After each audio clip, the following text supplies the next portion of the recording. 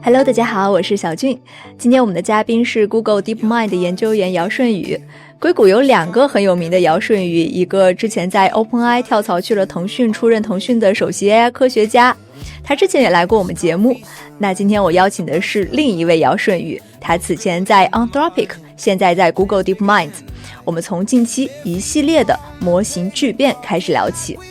那接下来就是我对顺宇的访谈。Anthropic 作为一个公司来说，它能够实行这种就是比较 top down 的机制，是一个很独特的事儿。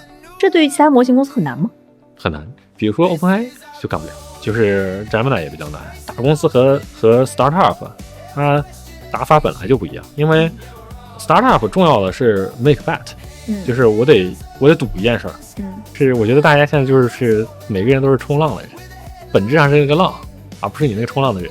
因为 AI 这个事儿本来也不太需要脑子啊，不太需要脑子，真的不太需要脑子。那需要什么？我觉得这个行业就是最重要的特质就是靠谱，就是做事儿细，然后对自己做的事儿负责任，这是最重要的特质。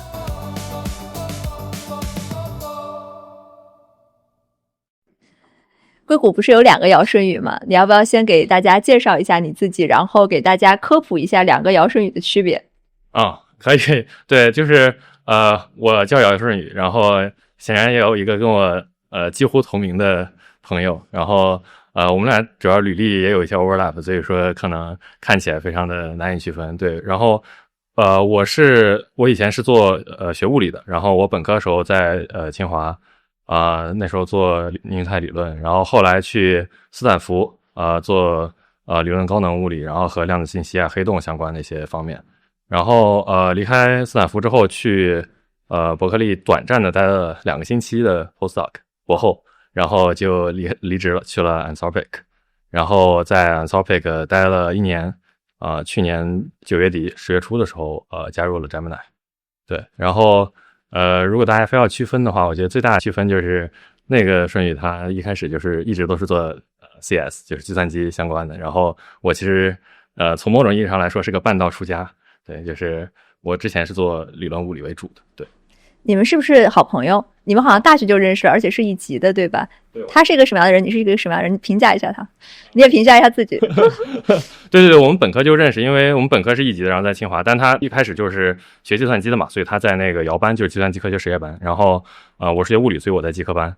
对，然后后来他去了普林，我去了斯坦福，然后这可能也是另一个有点令人费解的点，就是好像这个普世世界里觉得斯坦福应该是学计算机的人该去的地方，然后觉得普林斯顿是学物理人该去的地方，但我俩正好反过来，所以说也可能产生了一些费解的事情。对，然后我俩其实也还真的挺不一样，我觉得他是一个比我有趣的多的人，我觉得我从他身上也是在过去也是能学习到了一些和我很不一样的点，比如说他可能花了很多时间去思考，比如在 AI 方面他花了很多时间去思考就是人和 AI 的交互呀，然后包括一些产品上的事情，然后我觉得其实对我来说是一个很不一样的朋友，然后我也从他那儿学到了很多东西。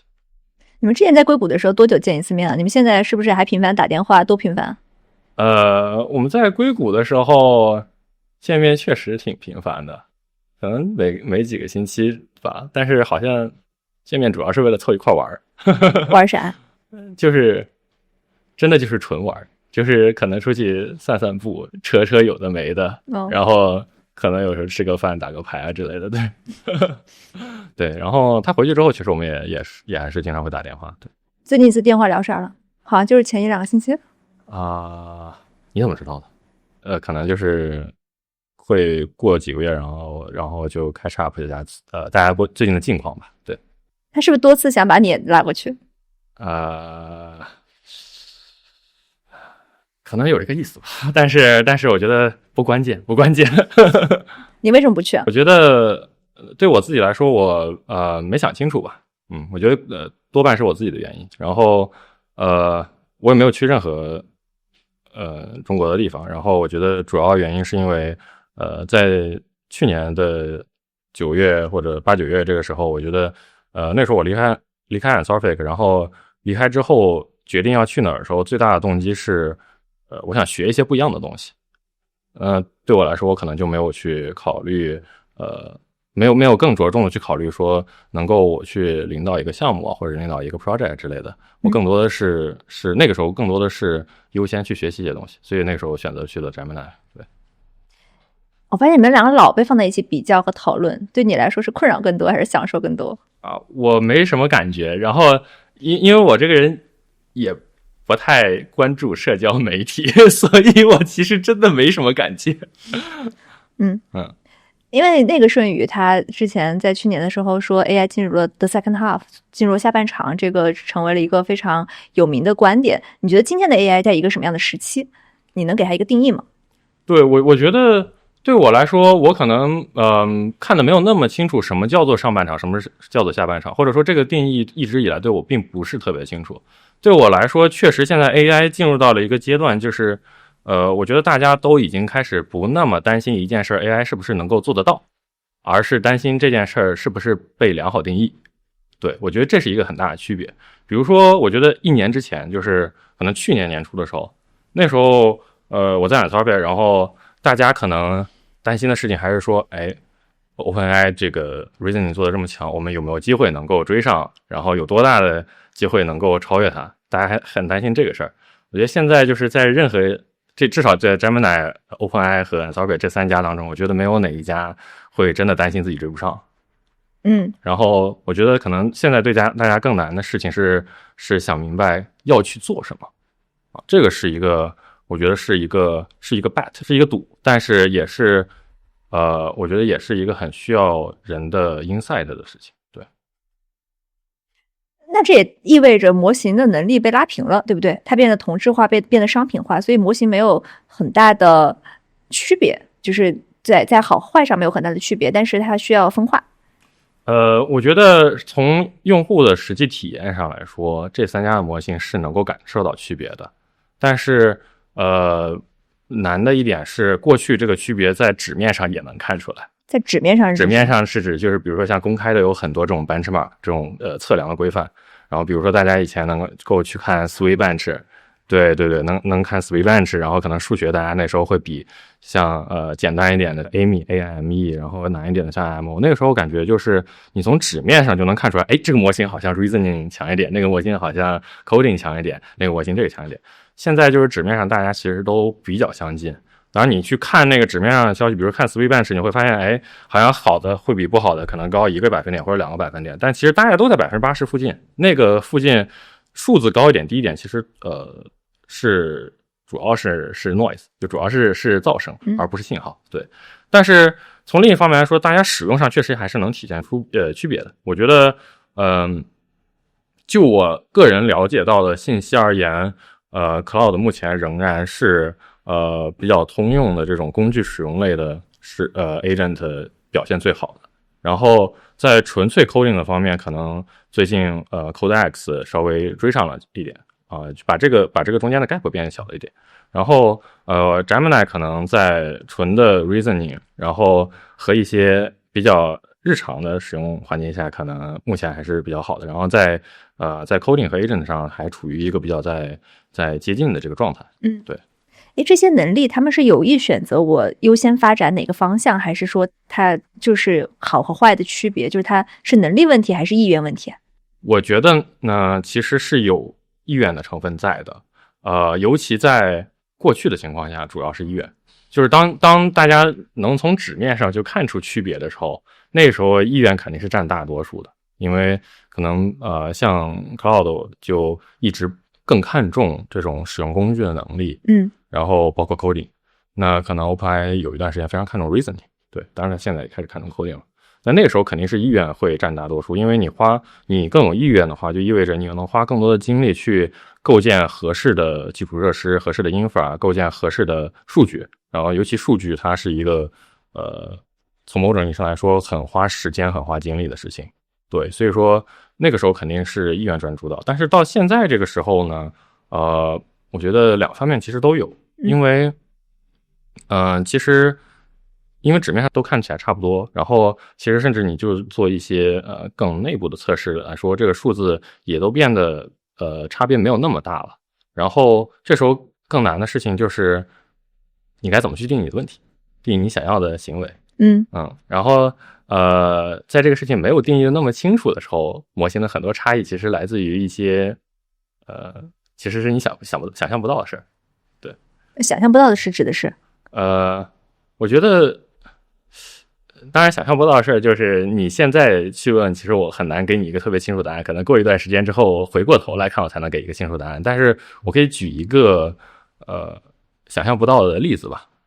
就是比如说往回退可能一年2年甚至3年的时候，那时候如果你比如说去网上取这些预训练的数据的话，你可能训练一个模型就会发现模型在写代码。那时候当然没有这种 agentic 的写代码，它都是写一段代码。那时候你会发现模型好写代码会写得很好但是可能那时候大家不知道为什么，但是这个里面意外的原因可能就是你从网上随便的去，如果不做任何的数据的筛选的话，自然的这个 code 的 data 的质量就会比别的高一点。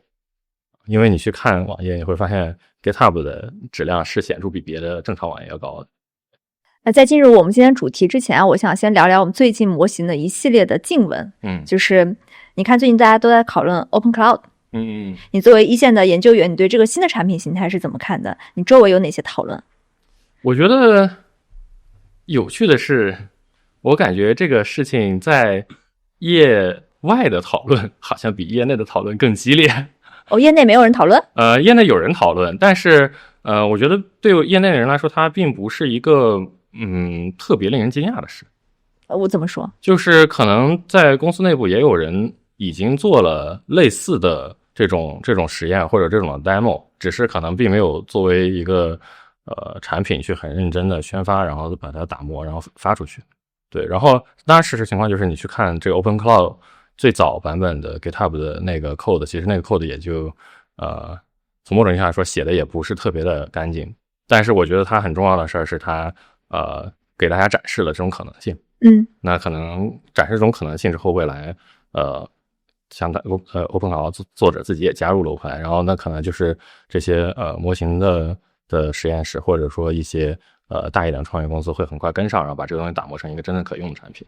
对。所以我理解，其实在 Open Cloud 发布之前 Google 就已经有人在做这个事情了，只是还没有发布，因为大公司的流程比较长。对，我至少我个人所得到印象是这样的，所看到的是这样。对。所以这种类 Open Cloud 的这种产品形态背后，它本身说明了什么？在今年出的这个时间点上，我觉得其实我觉得技术上来说其实并不能说明什么，就是说 Open Cloud 这个产品，当然它依赖于模型能做的很多事情，但是那些事情的能力其实并不是到今年年初才准备充足。我觉得可能在去年，就是像 Opus 发布 4.5， 然后当然那时候 Opus 其实比 OpenAI 和 Gemini 3在 to use 的能力上都要强一些，所以我觉得在那个时间点，其实你做这个事儿就已经是可以展示出来的。然后其实它一开始发布也没有立即就火，它就是发布了之后过一段时间才火起来。所以说我觉得可能对我来说技术上它并不是一个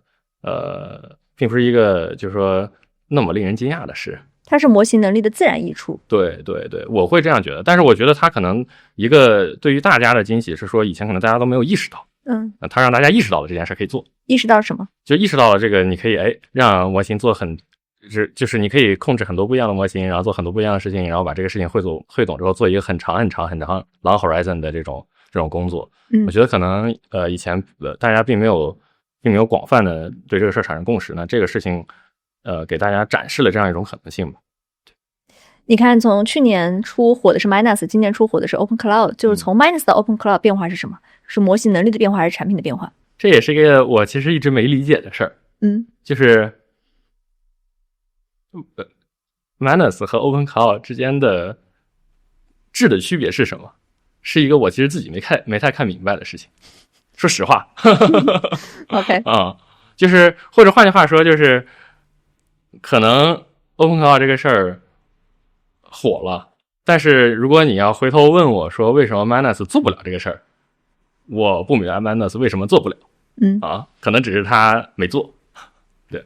但是你看，不管是 Minus 还是 Open Cloud， 他们都选择了 Minus 卖给了 Meta， Open Cloud 卖给了 OpenAI， 这个现象说明什么呢？为什么他们都卖了？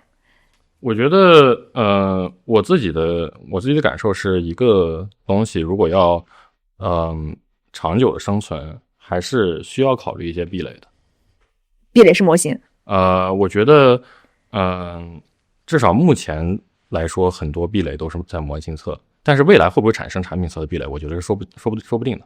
就因为大家市场上就是这个都是老生常谈的话题，就是很多人就要谈论这个什么数据飞轮啊之类的事情。目前来说，我觉得没有哪一个场景真正的形成了数据飞轮，甚至 AI 纯粹原生的应用场景，我觉得目前除了 agentic coding 就写代码之外，没有哪个场景是 AI 真正原生的场景变得非常成功的。因为从某种意义上来说 Chatbot 其实是搜索的一个延伸。Chatbot 是搜索延伸，对，它为什么不是独立于搜索的？它是因为你想，大家其实和 Chatbot 最多的交互是我有一个问题啊，就问这个 Chatbot， 然后这个其实是搜索本来干的事儿。当然，它带来的比搜索要远强的一个事情是它变得非常 interactive，就是它有交互性，你可以追问，然后它甚至可以帮你总结出一些，通过它获取的一些信息，帮你把它压缩成、浓缩成回答你的问题的那个信息。对，这个是以前搜索给不了你的。对，但它当然就不是完全一样的需求，但是从大的需求上来说是比较类似于搜索之前的需求。Minus 和 OpenCloud 我觉得都是现在最有名的壳，但是壳最后都卖给了模型，那是不是说明壳还是难以逃脱模型的掌心？这个逃逸速度不够快，是不是？我觉得壳在目前这个情况下活下来有两种我大概能想象的方式。一种想象的方式就是像你刚刚说的，逃得足够快啊，就是我增长速度足够快，以至于在模型公司反应过来的时候，我其实已经占领了大量的用户心智。然后在模型公司追你产品形态的时候，我又自己研发出了自己的模型。我觉得 Cursor 就是试图在走这条路。那 Cursor 其实在这种 AI 原生场景下，几乎是我能想到的创业公司里增长的最快的。就算这样的公司，它现在也很有危机感。它有多有危机感？反正我的感觉是，对 Cursor 来说，现在和 Anthropic 已经进入了一个非常微妙的关系，就是曾经他们是亲密无间的合作伙伴 ，Anthropic 提供模型 ，Cursor 提供产品。后来 Anthropic 自己有了 Cloud Code，Cloud Code 现在变得非常成功，然后 Cursor 现在又自己试图做自己的模型，所以 Cursor 在努力的训它的 Composer。所以说，我觉得，都不用说未来，其实现在就是他们已经处于一种比较竞争的关系了。那如果在竞争中输掉的话，我觉得是比较麻烦的，因为代码这个事情 ，coding 这个事情，其实它本质上是一种服务于专业用户的专业需求，是一种效率工具。效率工具很容易出现的一个场景就是赢家通吃。我觉得这个是不管对 Cursor 还是对 Anthropic 还是对任何也做 coding 的公司来说，可能都是他们比较担心的事。对。然后这是刚才说的，就是一条路，要快，就是对你长得够快，你在别人还没想吃你的时候就疯狂长，等他想吃你的时候已经足够大啊。另一种方式就是这市场足够的小到模型公司根本懒得去管。我觉得 Midjourney 就是这一个例子。就是这个市场小到可能虽然你说Gemini 努力一把，能不能做 Midjourney 那个事儿，可能花一些精力、花一些钱、花一些 data 是能做到的，但是足够小，以至于可能Gemini就不是很会在那上面花时间了，看不上。对，我觉得那可能也是一种活下去的方式。对，所以哪怕是 Cursor 今天也没有逃逸出模型的手掌心，有谁成功逃逸了吗？Midjourney， 我觉得大的就我目前还没看到，小的可能Midjourney这个例子，当然肯定有别的例子，只是我还没看到。对，小的我觉得会有例子。Lafat 算吗？我觉得他们有机会。他们有机会。对，反正就不能做那种通用的场景。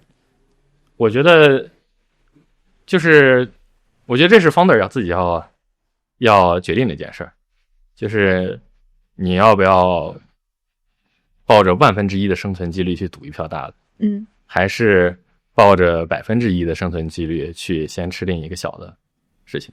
如果是你，你会怎么选？如果是我内心肯定是想吃一票大的，但是我真诚的想是，我觉得第一步是不能一步登天的，所以如果是我会选择去先吃一个小的，但是我会选择一个有想象空间的小的。你说 OpenAI 为什么要收 OpenCloud，Meta 为什么要收 Minus，Google 为什么谁也不收啊 ？Google 也收了 ，Google 买了 Windsurf 的人。OK，Windsurf，OK，我不理解。什么叫你不理解？说实话，就是我不理解。我觉得，我觉得 Meta 买 Minus 这个事儿，我觉得对他们来说最大的用处就是如果抛掉花了多少钱之外，最大的用处是获得了一批很好的在亚洲的产品团队。在亚洲说明什么啊？因为我觉得一方面就是显然大家都知道中国的 AI 人才储备还是很丰富的，虽然可能目前从纯技术上来说，中国的 AI 还没有真的追上美国，但是显然 AI 中国是有很多好的人的，不管是从纯技术上还是从产品上，我觉得可能中国的本质上人才是比美国要更好的。对，所以对他来说，我觉得 Manus 成为了他在新加坡的一个锚点，就他可以从那里吸引一些，比如说从中国的，或者是新加坡或者东亚的人才。然后我其实没有特别看明白这个产品本身对 Meta 来说有多重要，或者换句话说，就是为什么 Meta 不能自己干这个产品？但是不管是 Minus 还是 OpenCloud， 它事实上就是诞生于外面的团队，为什么不是硅谷的这一帮研究员做出来的呢？你有没有反思过这个问题？对，我觉得对我来说，这个问题其实我觉得一个公司一旦变大了之后，它的负担也变大。就说我可能作为一个研究员，然后我们可以做一些看起来很有趣、很有特点的产品，但是我一旦把这个产品去公开给公众，那要负责的事情是非常多的。第一，你这个产品不可能说一上线，然后告诉所有用户你得再去买一台电脑干这个事儿，否则他就有可能会获得你电脑上所有的权限，然后把你系统搞崩。这就作为一个大公司来说，你不 Google 是不可能提供这样的产品出去的，对吧？然后所以你产品要花很多时间打磨，然后你要确认法律上它没有一些风险，然后用户上又不会损坏自己的品牌，然后你如果把它送出去了，你可能还要给它就是比较固定的一些资源去 serve 这个模型，或者 serve 这条产品的线。所以对大公司来说，我觉得还是有挺多负担的。但是对于个人来说无所谓啊，就是我反正是一个开源的项目，我代码垃圾又如何？你帮我来一起写吧，对吧？对。但是我觉得不管是 Minus 还是 OpenCloud， 它其实指了一个方向，就是可能这也是2026年的某种叙事的可能性。你对2026年怎么样思考和预期的？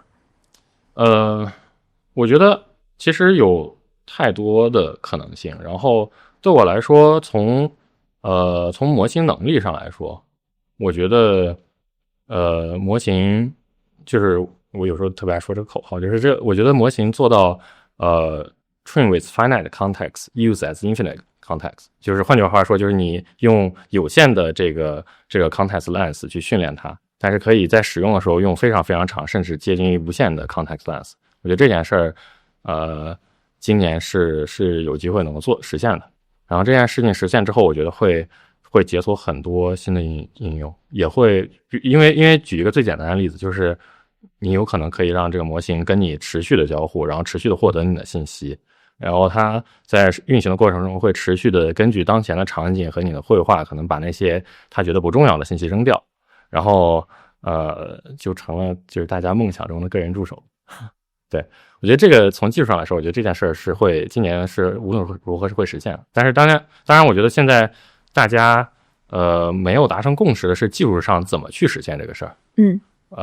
显然是有很多技术路线，但是现在我觉得更多的是属于在尝试哪条路线能够跑通的同时，可能有好几条路线都能跑通，那我们到时候就要去实验上去测在用户常用的使用场景下哪条路线的效率是最高的。对，我觉得现在更多处于这个阶段，而不是说大家没有想法的阶段，就大家有想法，但是要确定哪个想法是最后的想法。站在这个2026年的 Q1，作为一个一线的研究员，你觉得模型的进步速度在放缓吗？我觉得完全没有，完全没有。我觉得完全没有。它的速度曲线对比25年、24年的变化是什么？这个很难量化的说，因为就是你得给一个标准，我才能量化的告诉你。因为如果你给的标准是，比如说我就看在某一个 benchmark 上，比如说随便bench上，它每一个月涨多少个点，那这个事儿是肯定会变慢的。因为根据定义，这个 benchmark 最高就到100%，所以你越接近那儿，肯定是越跑得越慢，但是这可能并不代表用户体验这个模型的能力增长变慢了，因为可能从50%到60%，他可能感觉好了一点，但很有可能，比如说从70%到75%，他发现好的比50%到60%那个还多，这是完全有可能。如果是80%到90%、90%到100%，这个感受会更显著。那也不一定，因为可能过了。可能到80%到90%，用户就发现没有任何区别，甚至还变差了。你说完全没有变慢，你是基于什么标准？我觉得是基于我个人作为一个研究员的感觉，就是我觉得我个人得到的感受是，这个模型学东西的能力越来越强了。以前可能让模型学会干一件事情需要动很多脑筋，但现在可能不需要动那么多脑筋了。最重要的是你是要把这个问题定义清楚，然后想清楚怎么去构建合适的数据。当然现在数据就更宽泛的指向环境之类也都在包括在内了。然后剩下的事情好像很多时候是顺其自然的了。对，学习能力变强是为什么呀？模型的学习能力变强了。我觉得可能一方面原因可能有很多方面，但我觉得可能一方面也是因为预训练其实在过去的几个月里，我觉得还是越来越强了的。预训练，对，模型的预训练其实在过去几个月里还是变强了。我觉得这个可能是一个从某种意义上来说比较有争议的事儿，因为几个月以前我觉得就是很多人已经在讨论预训练的这个 scaling law 是不是已经到头了。我的体验是没有，而且我的感觉是在未来的4个月也没有看到到头的迹象。对，你觉得到头是为什么呢？我觉得，我显然不知道大家觉得到头的原因是什么，因为我自己没觉得到头。但是我觉得我的猜测是，一个人觉得一个规律到头了，无非以下2种情况一个情况是他觉得这个规律的适用范围到头了就可能从根本上讲 scaling law 就是没有办法无穷延展下去的，维持有可能是对的但是这是一种猜测，就是这个人可能觉得这个规律适用范围到头了。另一种可能是这个人觉得这个规律其中的有一个条件不能满足了，比如说他觉得数据就已经撞上墙了，那我完全没有办法延展下去了，这是另外一种可能性。但是其实还有第3种可能性，第3种可能性就是其实他这个工作哪里有一个 bug， 他自己没发现，所以他觉得到头了。对，我觉得从我的观点，从我的观感上来说呢，我觉得可能绝大多数撞到墙的人是因为第3种，是有 bug。是哪种 bug？ 我觉得bug 是有很多种可能性的，比如说一种可能性是你 scaling law 做的时候一些科学的假设没有做对，比如说你选什么样的token horizon， 就是每一个大小的模型选什么样的这个期待的训练的数据量，然后怎么这个数据量这个数据是从哪里选，然后有可能是这些比较科学的选择没有选清楚是一种可能性。但我觉得还有一种可能性就是纯粹有个 bug， 这个其实在业界我觉得也不惊奇，很多时候修好一个 bug 带来的进展是远大于一些很神奇的技巧的。对，然后当然还有另外的情况，我觉得我就刚才给的这种2种例子，反正是我见到过比较多的情况。那你们的 bug 怎么办？你们怎么解决 bug 问题的？我觉得我感觉这更像是一个信念的问题，因为当你遇到一个 bug， 你觉得它不能解除，你就会说这个到头了。当你遇到个 bug， 我觉得这个肯定可以解决，那你就觉得这还没有到头，因为肯定每个人都要遇到 bug。对，我觉得这可能就像你说的，就是其中有一些比较信念性的东西，但对我来说更重要的一件事是做事系统，就是当你一个事情和你预测的不一样的时候，你能不能系统性的排除各种可能性？这个我觉得是一个很重要的事儿。这个是我觉得Gemini和 Anthropic 做的比较好的事儿，就是尤其在预训练上吧，就是说当某一个尺度上的行为可能和你想象中不一样的时候，大家能够去设计合理的我们所谓的 ablation 实验，合理的这种实验能够看出来测你的一些想象中的可能的因素是不是真的因素。我觉得这个做问题的系统性才是关键。对。你觉得模型能力还能提高，那它的驱动力、数据算力、算法，你觉得它的驱动力主要来源于哪个？我觉得其实都有，但是从某种意义上来说，数据和算力两个事儿其实是很强关联的一件事儿。数据和算力，对，因为你算力上去了，自然就会需要更多的数据。对，数据上去了，你就自然需要更多的算力。对，然后算法上来说，我觉得算法作用往往是有一个相变的，就是算法有一个阶段是你完全没有搞清楚该怎么做，那个阶段就算法会非常非常关键，因为你完全没有搞清楚怎么做的时候，你可能就完全没有办法 scale up，然后可能就卡在那儿了。但是在某一个点，你可能发现了算法当中最重要的一件事，那它可能一下就变成了从完全不能做变成了能做，然后之后算法的提升更多的是一种比较平滑的提升，就是它可能从某种上提高了你计算效率或者使用数据的效率。对，然后我觉得就举例吧，就比如说从语言模型的预训练来说，那可能这个算法上的这个跳的过程就是发展出 transformer 这个事情。但 transformer 发现之后，更多的都是慢慢就是平滑的让它的效率或者你使用 data 或者使用算力的效率变得越来越高了。对，所以现在的驱动力是算力和数据。我觉得在现在比较清晰的框架里面，主要的驱动力是算力和数据。清晰框架是指比如说预训练和后训练，不管是基于强化学习的后训练还是基于supervised learning 就是监督学习的后训练。我觉得在这两个就是比较清晰的这种paradigm 下，确实算力和数据是主要的驱动力，但是不可否认可能有别的方向可能驱动力失算啊。什么意思？举个简单的例子，比如说多模态生成，那个我觉得可能就是一个算法上来说没有太想清楚的事。对，所以那个还是一个科学问题，还没有解决。对，但是语言已经不是科学问题了。自然语言的生成，我觉得目前这条技术方案撞到头之前，我觉得在科学上是比较清楚的，但是工程上也还有很多要做的事。你觉得预训练还能提高多少？通过预训练提升模型能力，还有多长的路可以走，可以预期到？人就是这样，就是当你没有撞到头的时候，你其实不知道这个路有多长。我能看到的就是现在还没撞到头，但我也不知道哪天会撞到头。如果真的让我去估计一个时间线的话，就像刚才说，我觉得4个月，接下来4个月还是会继续有进展。但是 AI 这个方向没有人能预测4个月之后的事儿。所以过去几个月你在看预训练和模型能力的时候，你还是很兴奋的。这是你周围的普遍的心态和状态吗？我觉得是的。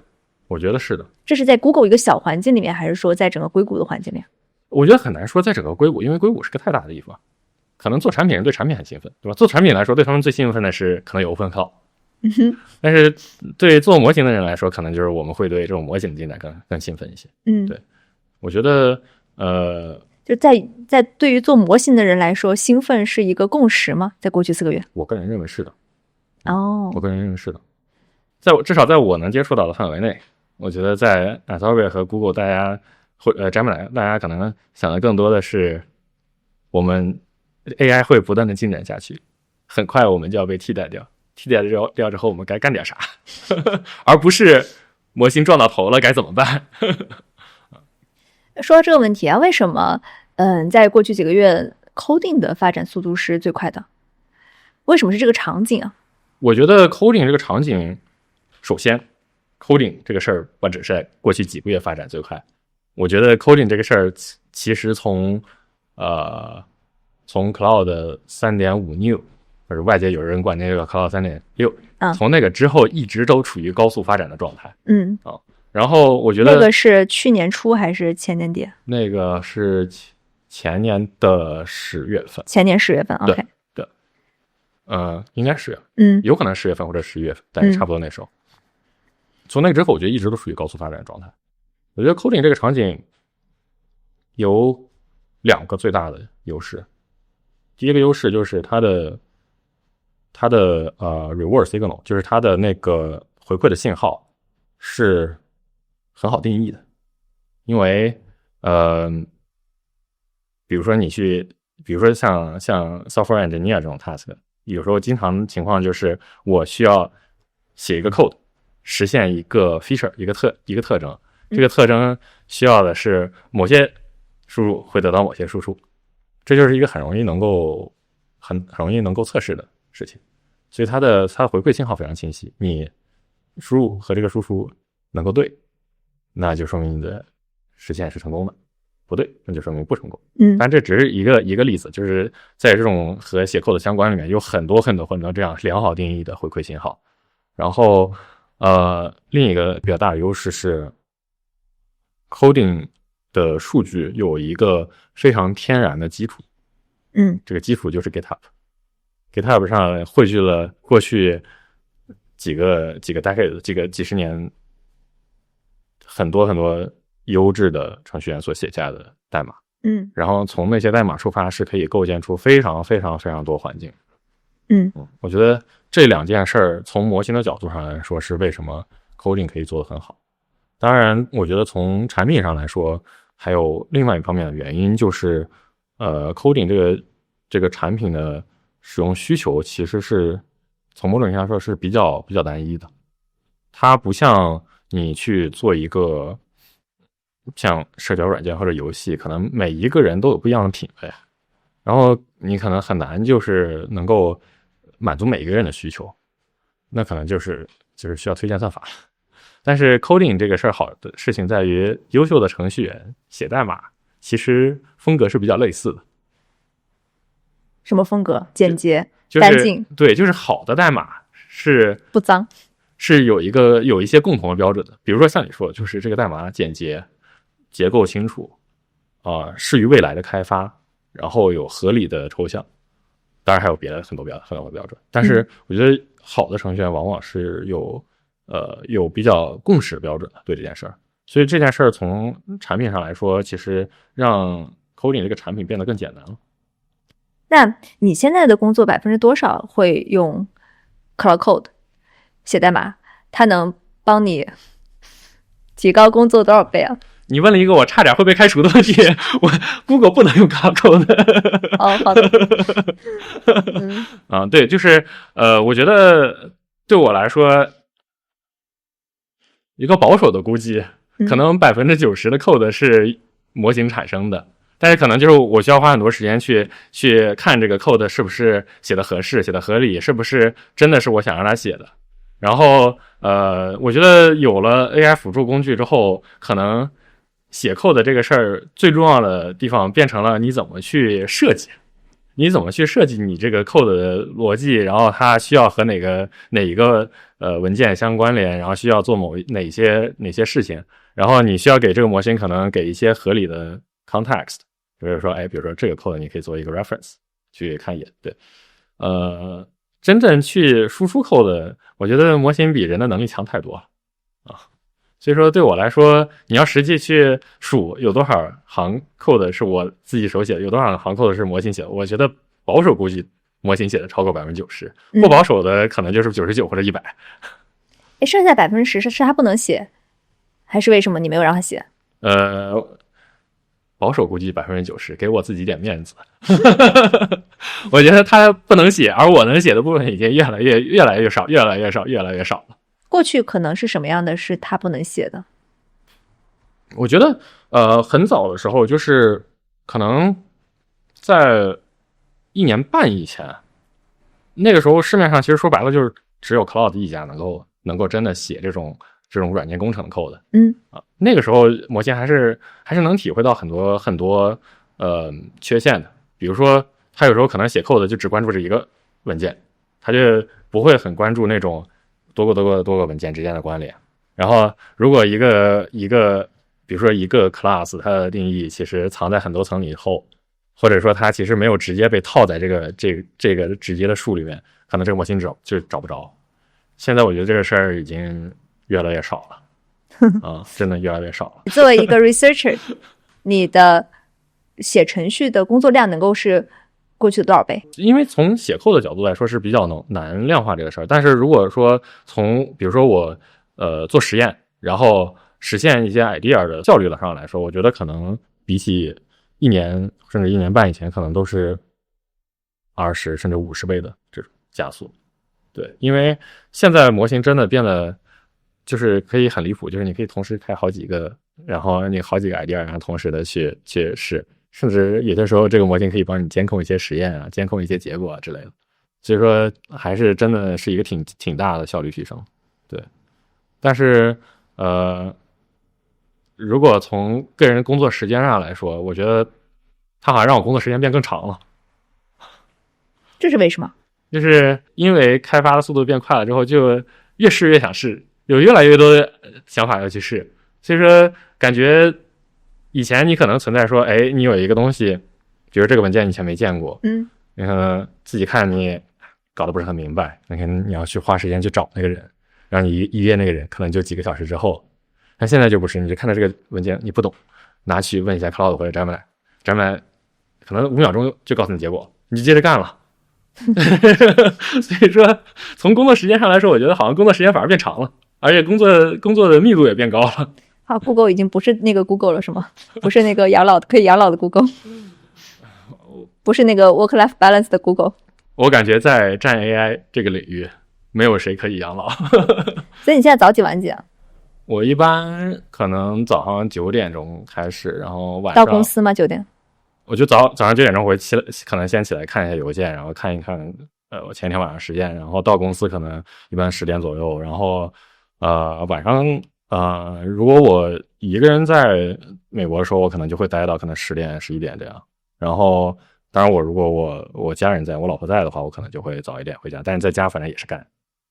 所以我觉得这个战 AI 这个领域没有谁是在躺着的，除非就是你已经完全对技术没有兴趣了，对自己没有追求了，那你躺着其实也没有人管你，但是我觉得大家还是比较 self-driven， 就是还是自己想干。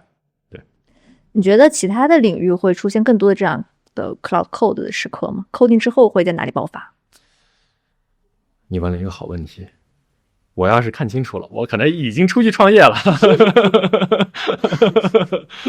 对，但是确实就是除了 coding 之外，我们已经能看到，就是对很多别的方向已经产生大的影响，但只是说那些方向可能并不是一个好的这种市场上的方向。比如说，好多现在的做就是基础科学的研究，比如做数学啊，做理论物理，好多人其实已经就大量的开始使用 AI 工具，因为过去你可能。像我们做 AI 研究其实很像，就是说你可能想到一个想法，你想跑一个数值，学物理的人又不是很会写 code， 光学明白怎么打开这个编译器把 code 跑起来，可能半天已经过去了。现在就没有这个烦恼了，就是你现在想试，5分钟之后 code 写完了，你就可以开始试了。对，然后甚至像 Gemini DeepSync 发布之后，有很多基础科学的研究人员就把这种比如说数学推导啊、数学证明啊，然后甚至就是去看这些不同的这种文章，然后归纳这些事全都交给模型了。所以说已经我觉得对除了 coding 之外的方向产生了影响。当然就是那些基础研究你可能很难就是变成一个万众瞩目的事情，除非你就真的发现了以前人都没发现了很妙的理论，是吧？嗯，比如 AI 产生了爱因斯坦理论这样类级别的东西，那可能会变成万众瞩目。但那个时刻可能还没到来，但是影响是已经在产生了。哇 ，AI 好神奇啊！它为什么首先上来做的都是人类觉得最难的那部分工作？我觉得这是一个特别好的问题，就是我觉得过去的，在我人生的阶段里，大家往往会觉得最智力上有挑战的工作，对，反而是那些比较理性的事情，比较客观的事情。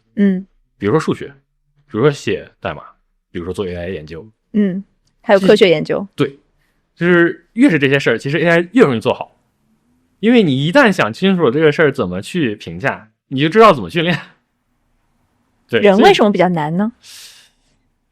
我觉得你看人都是智力分配最高的那部分人做这些工作，对，但是可能未来就不是这样了。未来会怎么样？我觉得未来其实会发生了一个改变，就是那些 AI，就是有很多 AI 其实没有那么容易做，但是反而是人可能做比较好的，比如说做产品经理。我说实话，觉得做一个好的产品经理是一个我现在想不明白该怎么训练 AI 去做的事儿。这是为什么？没因为有标准，没有标准，就是没有刻度。什么叫做一个好的产品？我其实想不太明白，没有一个很客观的标准。你一定是做出来了之后给人用了，你才知道它好，而大家才会说它好。对，我觉得那个就是一个回馈信号很不明确的事儿。那个我就不知道该怎么去训练 AI 做。对，程序员什么时候会被彻底取代吗？会有这一天吗？我觉得这一天会来，但是它不会是一瞬间的来，就不会是程序员都还在，过了一个晚上，第二天程序员全被开除了，不会是这样的，它一定会是一个渐变的过程。但是大家现在已经看到这个渐变的过程了，因为有一些公司已经开始裁员了。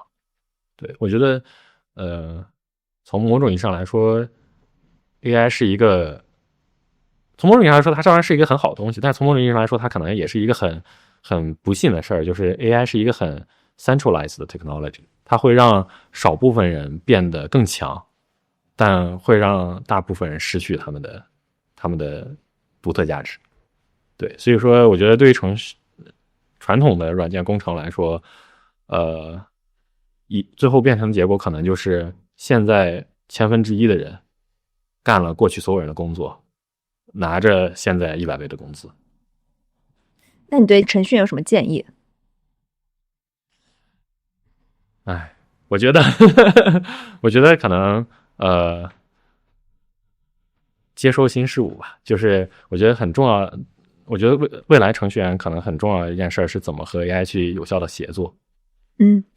比如说有很多事情是 AI 可能做的不是那么好的事儿，比如说怎么去合理的设计一个事情的实现方案，然后怎么样设计让它可能跟这个公司未来的发展比较契合。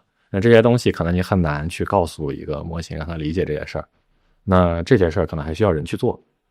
但是可能像具体的就是很具体的，就是像过去很多程序员做的工作是你的经理告诉你实现这个方案下周5之前给我。我觉得这样的工作未来可能就不会再存在了。那1/1000的程序员或者什么样的程序员，他们的特质是什么？首先1/1000是个虚数，我真的不知道会是1/1000还是10000还是10000000%。也可能是1%，你不要那么悲观。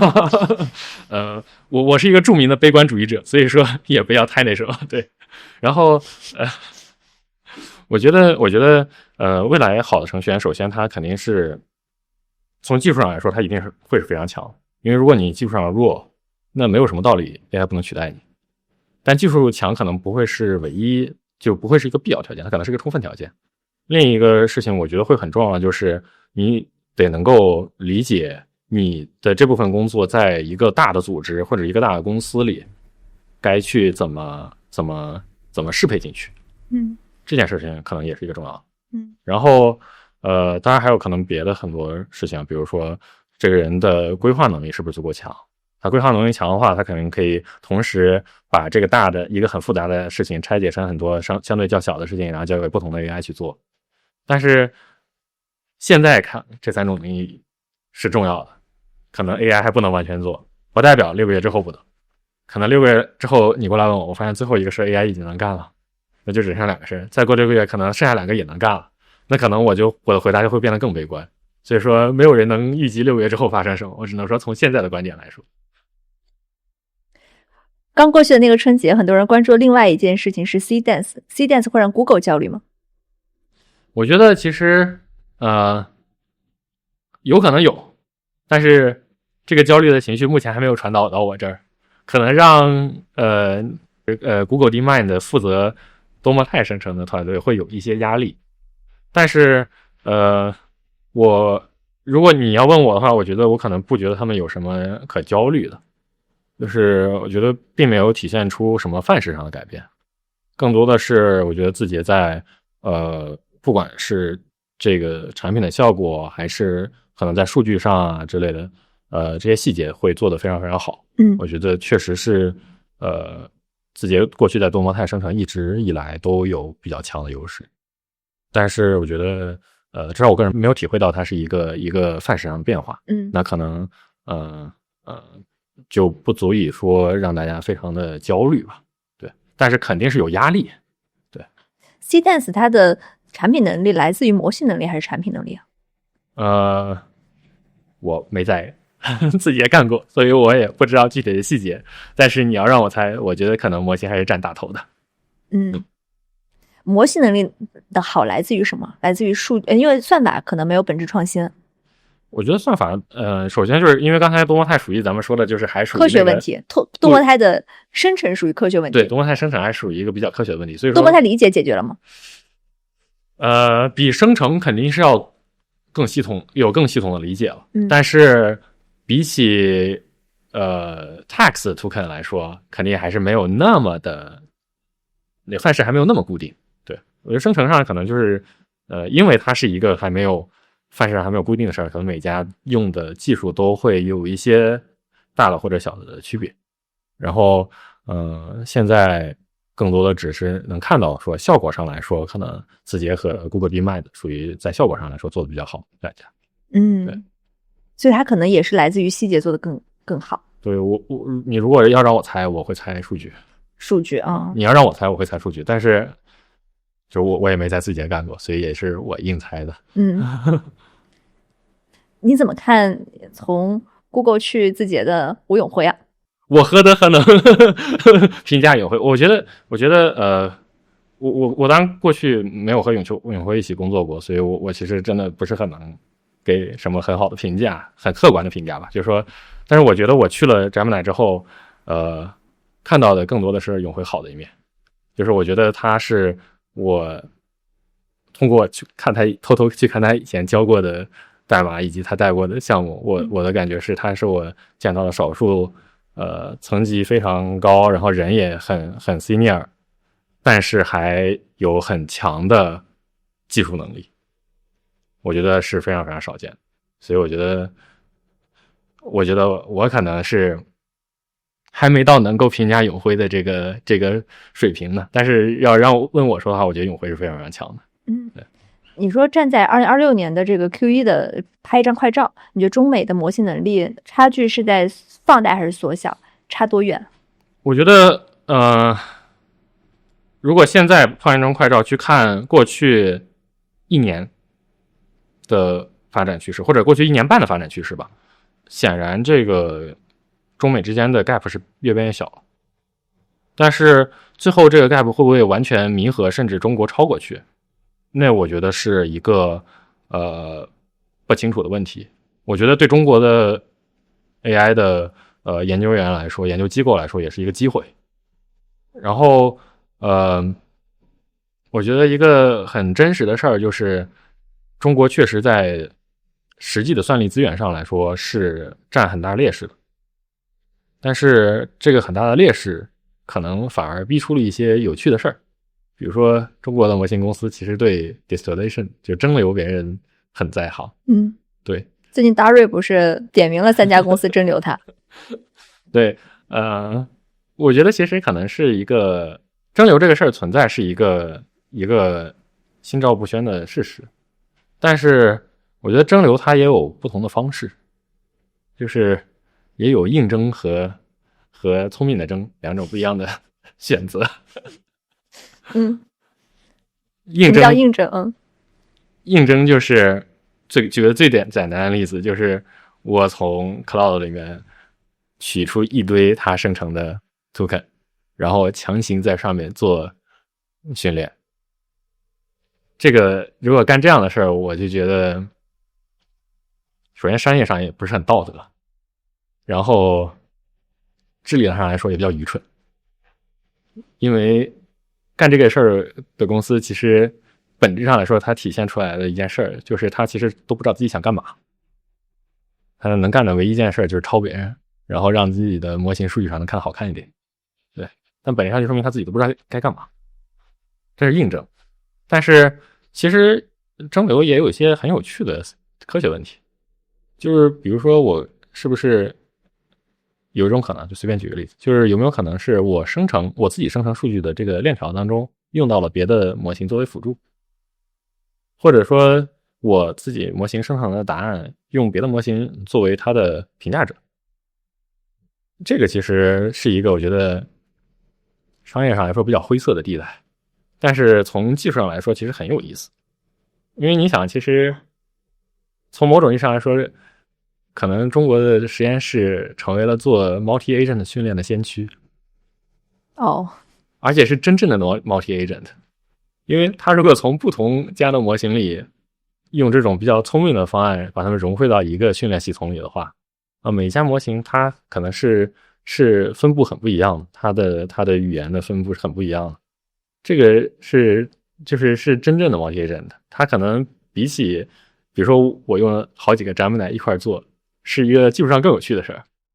所以说我觉得对我来说，聪明的征，我不知道这个商业上最后会不会变成一个很明确错或者很明确对的事儿，但是技术上其实很有意思。你这两种征分别说的是谁？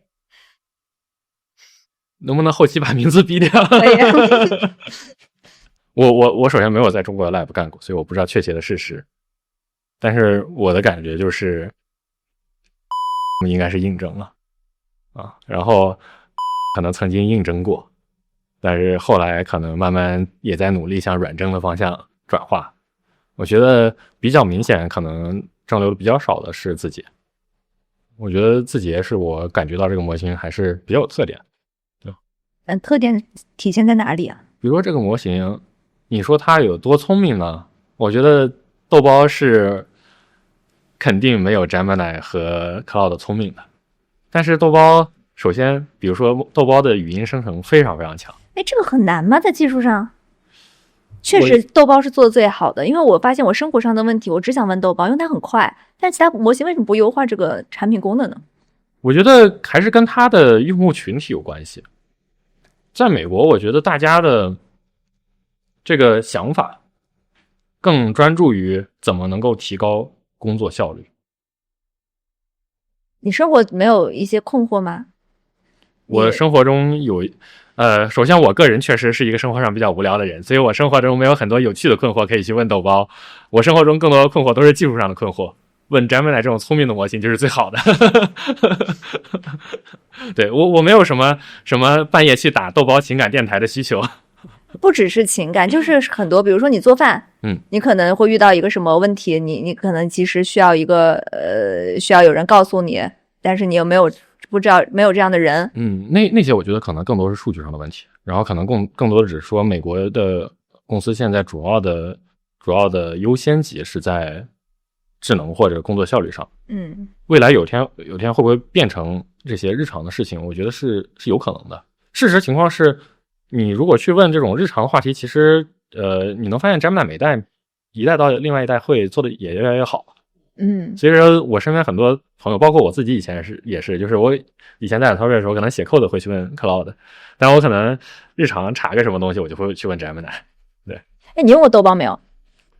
我其实只用过1-2次。我发现你们都不怎么用。是不是有鄙视链？有智力的鄙视链？没有，不至于。就是我觉得首先就跟在中国的人试图用美国的模型会有一些复杂的事儿一样，我在美国用中国的模型其实也是挺复杂的。第二呢，就是确实也没这个动机，尤其我觉得我可能生活中工作是工作，休闲的时候就是找不一样的工作，所以对我来说，我的最好伙伴就是 Cloud 和 Gemini。但是可能对别人来说并不是这样，所以可能也只是我个人的问题。我自己用豆包的那1-2次，是因为有人给我展示豆包手机。对。那你怎么看豆包手机？我觉得是一个很好的想法。我个人觉得效果上来说，其实做的也不错。当然，我不知道的是，技术上来说，它的优化做的有多好。就是说我觉得它实现一些任务的实施，从效果上来说是没什么问题。但我不知道它会有多大的消耗。如果这个消耗非常非常大，那可能是一个技术上需要解决的问题。因为你并不希望什么让你的模型去给你订了一张高铁票，结果花的钱比高铁票还贵，这个肯定是一个不可以接受的事儿。对，所以说可能技术上来说，我个人不清楚它有多成熟。然后我觉得产品上来说，对大家来说还是一个不能说惊讶吧，但是让大家觉得挺兴奋的事儿。然后我觉得可能苹果以前也想干这样的事儿，只是苹果可能自家的模型一直不太行。苹果好像不是很在意它的 AI 战略。现在我觉得呢，苹果一定是在意 AI 战略的，因为曾经 Siri 手机助手是苹果发布会里一个非常非常重要的闪光点。但是自己的模型没赶上趟，现在可能要通过和Gemini合作来试图做这样的事儿。至于现在他是不是重视，首先我也不知道。你要让我猜，我肯定觉得是重视，但你要让我解释他为什么从外界来看没那么重视，我的唯一猜测就是，如果你外界来看就显得很重视，还做不成，那就显得很蠢啊。晚尊啊，对，我不在意。我们说一下豆包的模型啊。你刚才说豆包模型比较有特色，你们具体一点。一个是它的语音做得很好，这是第一点。我觉得语音做得很好，是我能感觉到最有特色的事儿。就是我觉得语音这个效果，可能是客气的说，可能是全世界最好的之一；不客气的说，我觉得就是全世界最好的。所以这很难吗？我自己没做到那个地步过，所以我也不知道是不是难。但是我觉得可能是一个很费功夫的事儿，不管从数据上还是各种优化上来说。它是个产品的事儿还是个模型的事儿？它一定会是模型的事儿，它有可能也包含一些产品的部分，但一定是一个模型的事儿。对。然后我觉得这是一方面，然后另一方面我自己感受就不多了，因为我其实用的机会没那么多。那可能就是更多的是来自于就是亲朋好友的反馈，就是说，哎，这个豆包这个模型就是 fun to talk， 就是聊起来很有趣。对，但我觉得那个更多的是一些主观的反馈了。对，我觉得它的那个一个是语音，然后一个是它生成的很快，也是一个很重要的。因为我很多模型它都在给你展示思维链，但是我就说那个生活上的琐事，我不想看它的思维链。对，这个事儿我觉得技术上并不难，只是可能大家目前还没有花更多时间在这个上面。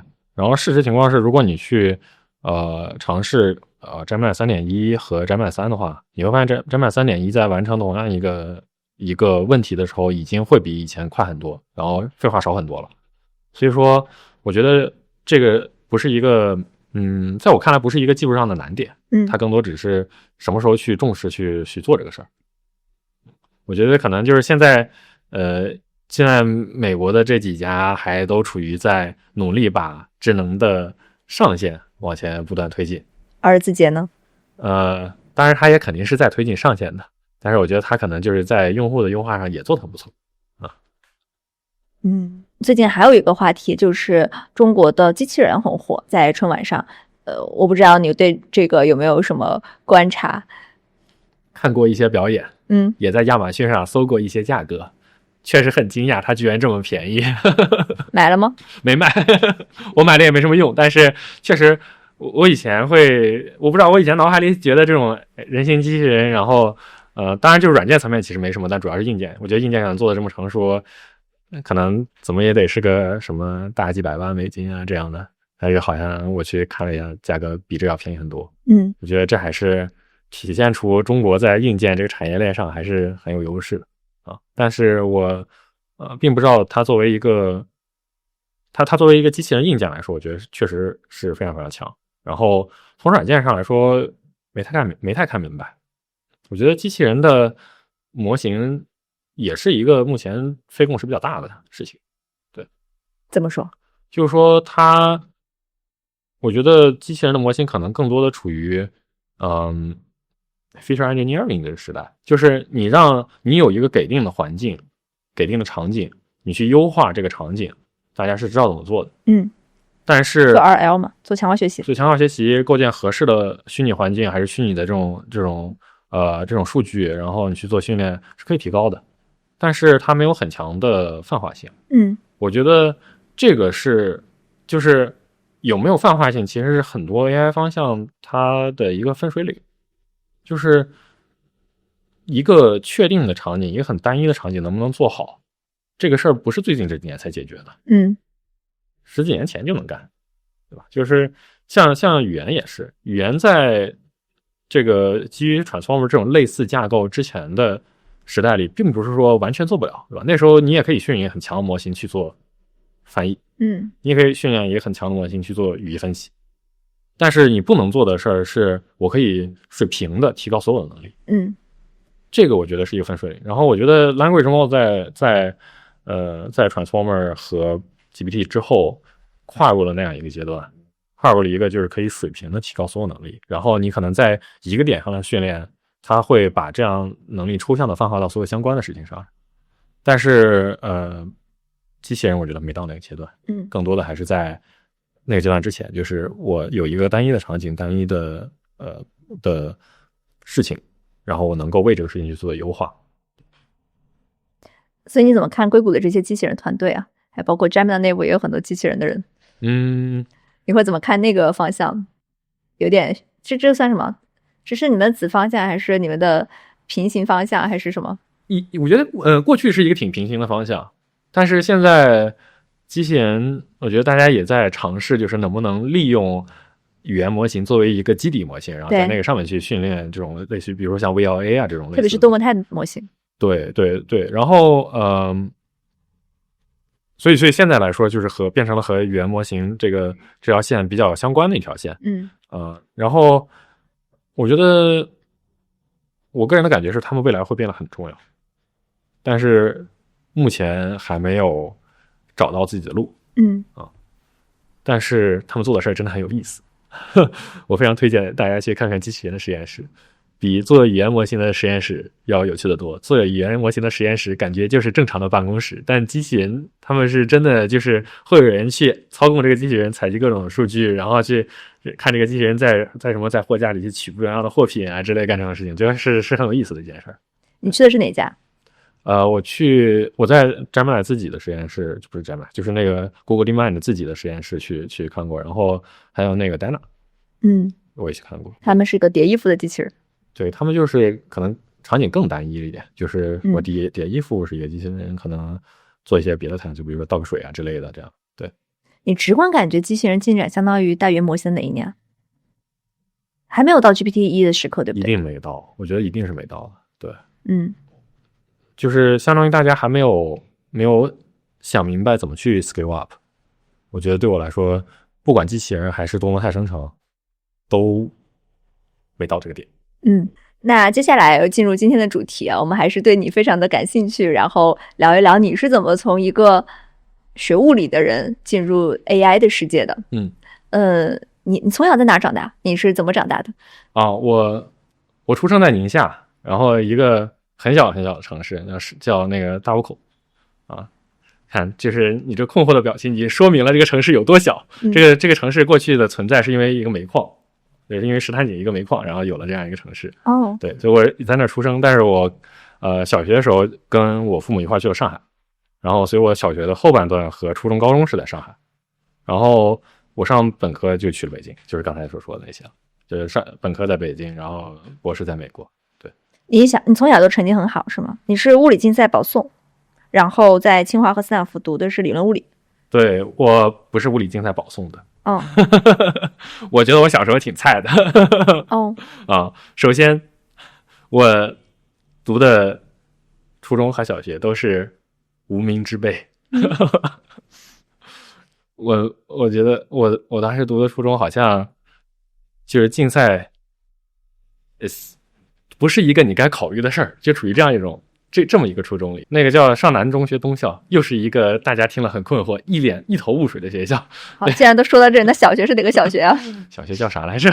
啊，我的 context management 能力太强了，我已经不记得叫什么了。其实，可以。对，然后对，就是那个初中，就是一个班里面一个小的环境还是有一些想要好好干事儿的同学的，但是总体上来说，那个初中我觉得是比较躺平的状态。对，然后我觉得就是可能学习还可以，还可以是什么？还可以，就是当时的状态就是上海高中那时候有所谓的四校，就是什么上海中学，然后华二交大和复旦的附属中学。对，然后我当时的状态就是能上这4个学校，但上不了这个四个学校里最好的班。但是我当时特别想搞竞赛，因为以前都没搞过竞赛。你初中开始搞竞赛？我初中没搞。哦，我初中没搞过竞赛。你没搞过竞赛，为什么想搞竞赛？因为没搞过，所以想搞。怎么植入了这概念？我这个人的个性就是总是爱干一些自己不太会的事儿。对，然后当时没搞过竞赛，但是知道有这么回事儿，所以觉得义务教育不是义务教育，就是上大学之前得干一把。所以但是呢，那个成绩也没好到那个份儿上，所以去四校就是最好那4个学校是进不了搞竞赛那个班的。但是我当时就发现有一个稍微差点的学校那个学校就是格致中学。稍微差一点的学校，但是那个学校有一个竞赛班。然后我感觉这个竞赛班按照现在的话说就是 underdog。 厉害。用当时的话说，我感觉就是光脚的不怕穿鞋的。我觉得可以一搞。所以就其实当时那时候就是那时候上海还有这个所谓的推优生的制度，就是你可以在考试前就去和某个学校签约，然后你就提前预定那个学校的名额，然后就直接去他们那儿，然后就很自然去了，然后去搞了竞赛高中。对，然后所以你其实是在上海四校的普通班里面和这个格致中学的竞赛班里面义无反顾的选了格致中学的竞赛班。当然我不能说我做选择的时候这个上最好的4个高中是那么板上钉钉的事儿，虽然后来的分确实够了，但是那时候还没有中考。那时候还没中考呢。对，但是当时就觉得就算能上，我也应该去一个 underdog 的地方赌一把。为什么？因为想干这个事儿啊。你想干竞赛的目的是什么？我觉得当时最主要的事儿是想体验，我觉得没干过一定要找机会干一下。为什么一定要干一下这个？第一就是觉得它确实难吧。就是确实就有一种对难的兴奋感。对，就是确实至少当时没搞的时候，大家给我的印象就是感觉这个事儿比你不搞竞赛学的那些东西要有挑战性的多了。感觉干这个事儿人确实强，不干你也就只是这个平庸石头里最光滑的那一个所以我当时觉得要干，当然所以就去干了。当然干了之后也实际上带来一些好处，就是我后来回想起来，如果当时没去搞竞赛，可能就进不了清华了。你是有加分还是什么？当时其实那个竞赛的保送生制度已经比较锐减了，就只有进国家集训队才能保送。我那高中反正我觉得我当时没进国家集训队这个水平的，所以就别说了。但是呢，就是我在考高3竞赛之前阴差阳错的去清华参加了一个夏令营，然后阴差阳错的在夏令营的最后一天听说了他们在搞自主招生，但是主要是面向北京的学生，我就疯狂给招生办的老师发短信说我要跟他们一块考。他答应了。然后他就答应了我们去考。你们还是你？就是答应了我们这高中一块去的那几个人去考，就上海这去那个夏令营的那几个高中同学去考。你有什么理由说服他？你给他发短信？我已经忘了这个短信具体怎么说了，但这个短信大概说的意思就是你给北京的同学考，为什么不给上海的考？大家难道不理直气壮？你当时觉得他们开后门是吗？我也不是觉得他们开后门，就是觉得人家有这个机会，凭什么不给我们？大家都在一条线上竞争嘛。就是你们当时同学然后所以就发了这个信息，然后人家就真让我们去考了。几个人？我记不太清了，可能有上海去那个考场里可能有七八个人的样子。是你发那个短信？可能别的高中也有别的同学发，但我们高中是我发的。就是都是上海高中去北京参加那个夏令营的同学。参加夏令营的同学。对，然后就让我们去考，然后就签了。这么好说话？对，所以我从那件事得到的人生最重要的道理就是胆子要大。你不争取是永远得不到的，争取了也有可能得不到，但不争取就绝对得不到。你当时发那个短信的时候忐忑吗？你当时还高中我已经不记得了。当时觉得自己这是个很大胆的事儿吗？还是还好？我当时满脑子想的都是现在就得争取，再不争取明天就争取不到了。就当天就发了？就是我在听说的那天就赶紧去疯狂发短信。疯狂发给谁发？发给招生办的那个清华招生办的老师。就发给了一个人还是多个人？不记得了，应该是一个老师。对。他很快回了吗？我觉得清华就 say yes 了。我不知道他们自己有没有讨论了，但是反正最后是说了是同意。然后就一起考试了。对。所以我为什么我感觉我一直对清华还是挺有感情的，就是我感觉这个学校是愿意给大家提供机会的，给大家提供平等的机会的。对。那个考试考怎么样？我当时出来的时候觉得考挺崩的，因为有半道题没做出来，但是我后来发现别人没做出来更多，就果然就招了。对。你们那一波上海同学进了几个？好像2个。自主招生是减分还是什么？是降到一本线。降到一本线。对。然后后来你高考考得好吗？后来高考果然没考到清华的分但是就是除了清北之外的学校都能上。对。所以为什么网上都写你是保送的？我觉得就是大家没在那几年上过学的人很难理解清楚那几年到底发生了什么，因为在我的2届之前还是拿了省1等奖就能保送的。拿了省1等奖就能保送？就能保送的。你们那时候呢？我们那时候就是拿了省1等奖，进了省队，然后再代表省队去考国家的比赛，然后进了国家集训队才能保送。我是进了省队去考了国家比赛，但我没考进国家集训队。对，所以说我那届我是没有保送生名额的。你搞竞赛搞得好吗？我觉得挺菜的，就是难道不是没有干到最好就是很菜吗？然后我显然没有干到最好所以就是很菜。你家里人对你搞竞赛这个事情是什么态度啊？我觉得我爸妈最好的一点就是他们不太管我，他们可能曾经也试图管过我，后来发现管不住。怎么管不住？就是我也不听他们的。我觉得可能大多数中国家庭都是孩子和父母商量，已经算是很好的了。我一般都是通知。你通知了啥？通知、我去自主招生了。然后包括中高考填志愿也是，我爸妈甚至可能都没见过我志愿单。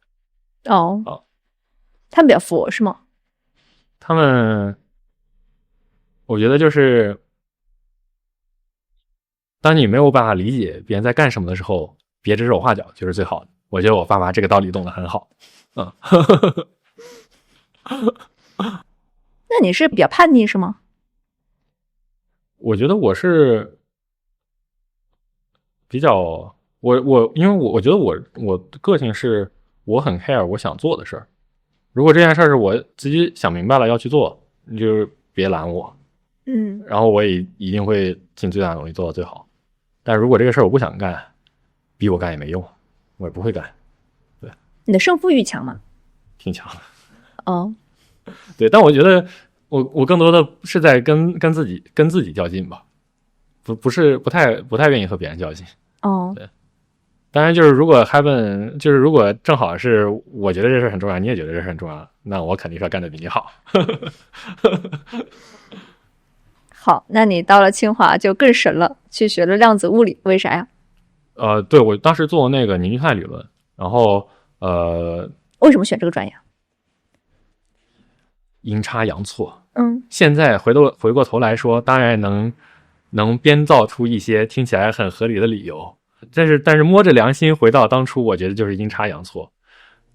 就是当时我们在基科班，然后基科班有一个非常好的传统，就是首先基科班它虽然在物理系，但它不限制学生干什么，所以基科班实际上2/3的学生都不会做物理。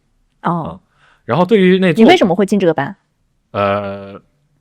当时清华的物理系全都是基科班，现在可能不是了，但是当时是。然后他另外一个好的传统是，他鼓励学生在实践中学习，所以他鼓励学生尽早的去进到科研的实验室里去，然后去在科研中学习。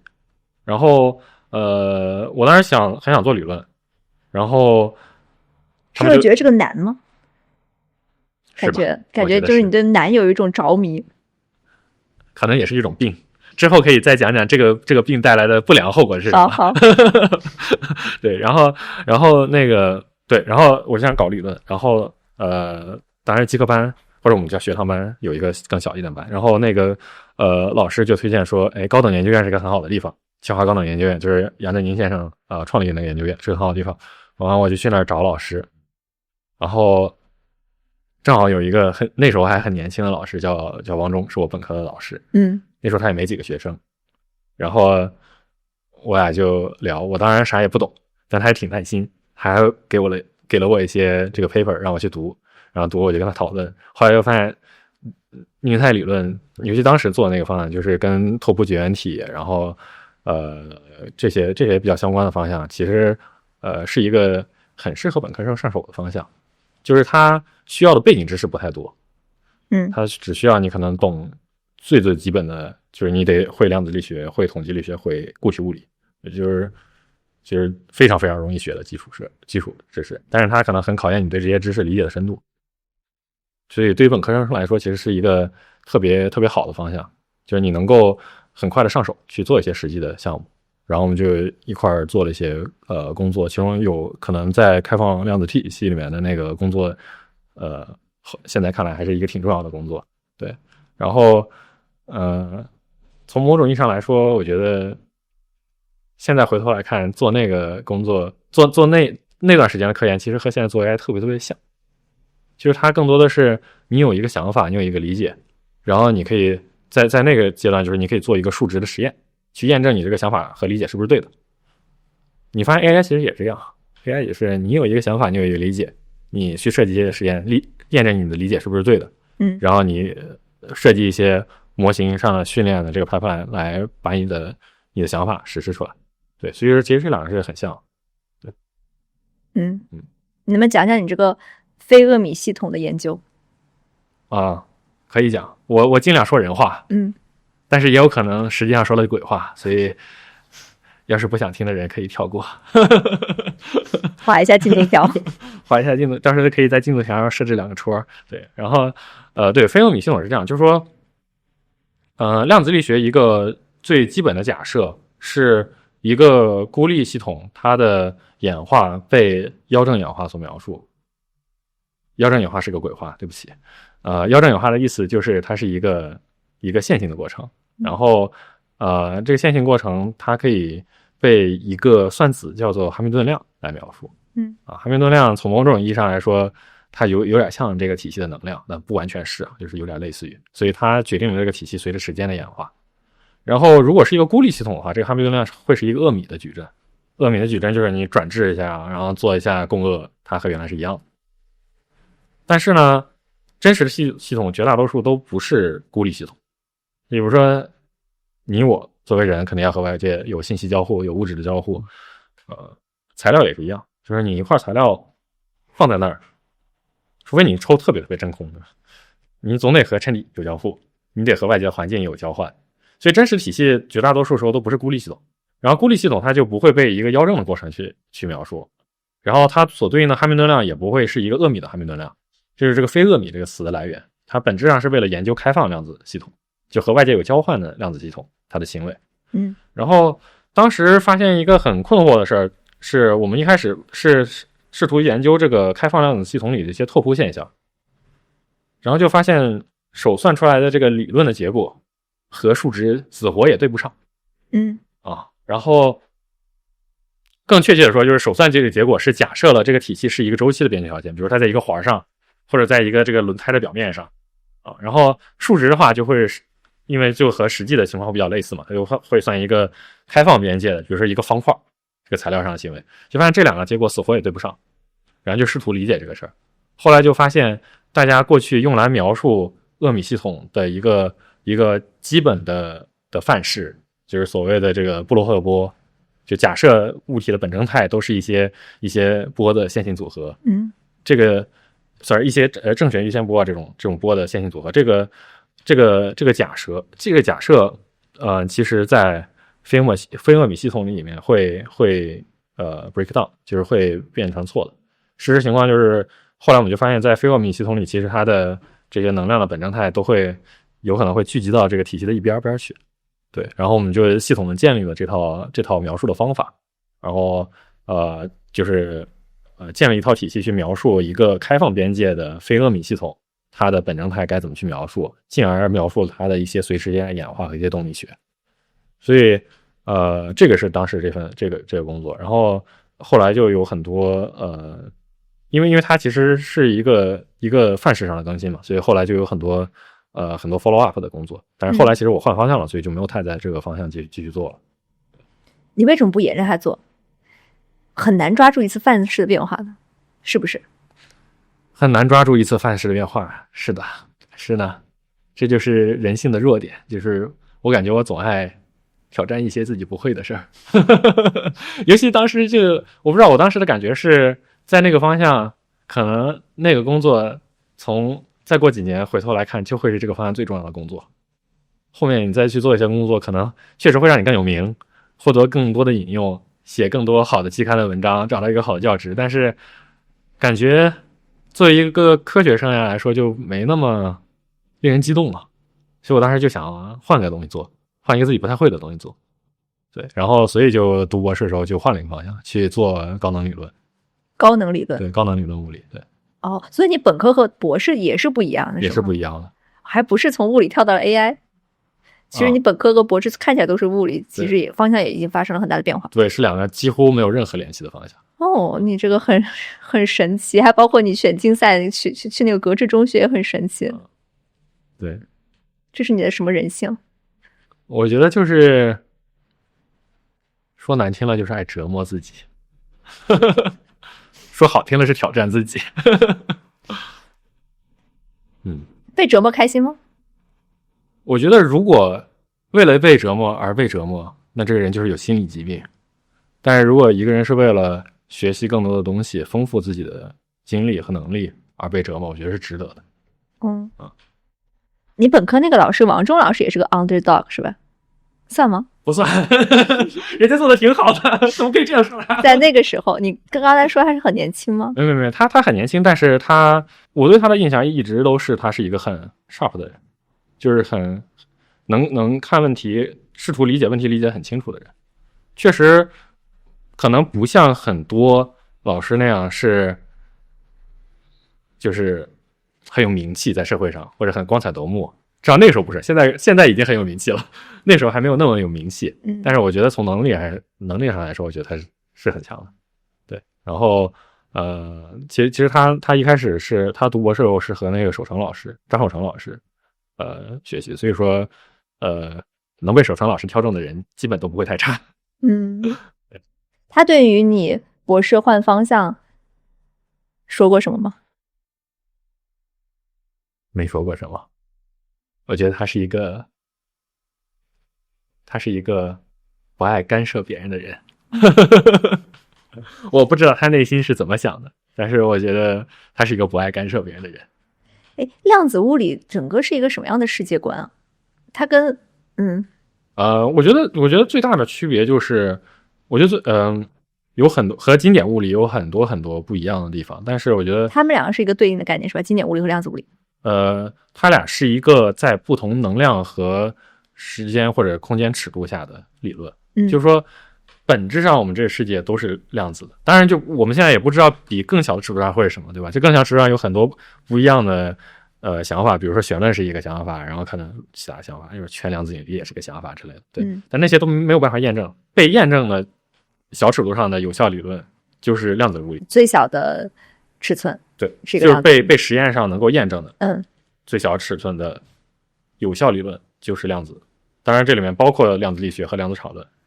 然后经典物理是当你所看的这个空间尺度和比较大的时候，这个量子物理会慢慢退化成经典物理。所以说它更多的是在不同尺度下的有不同的有效理论。对，这个事儿其实在物理上是一个很深刻的想法，就是所谓的重转化群。重转化群说的事儿就是说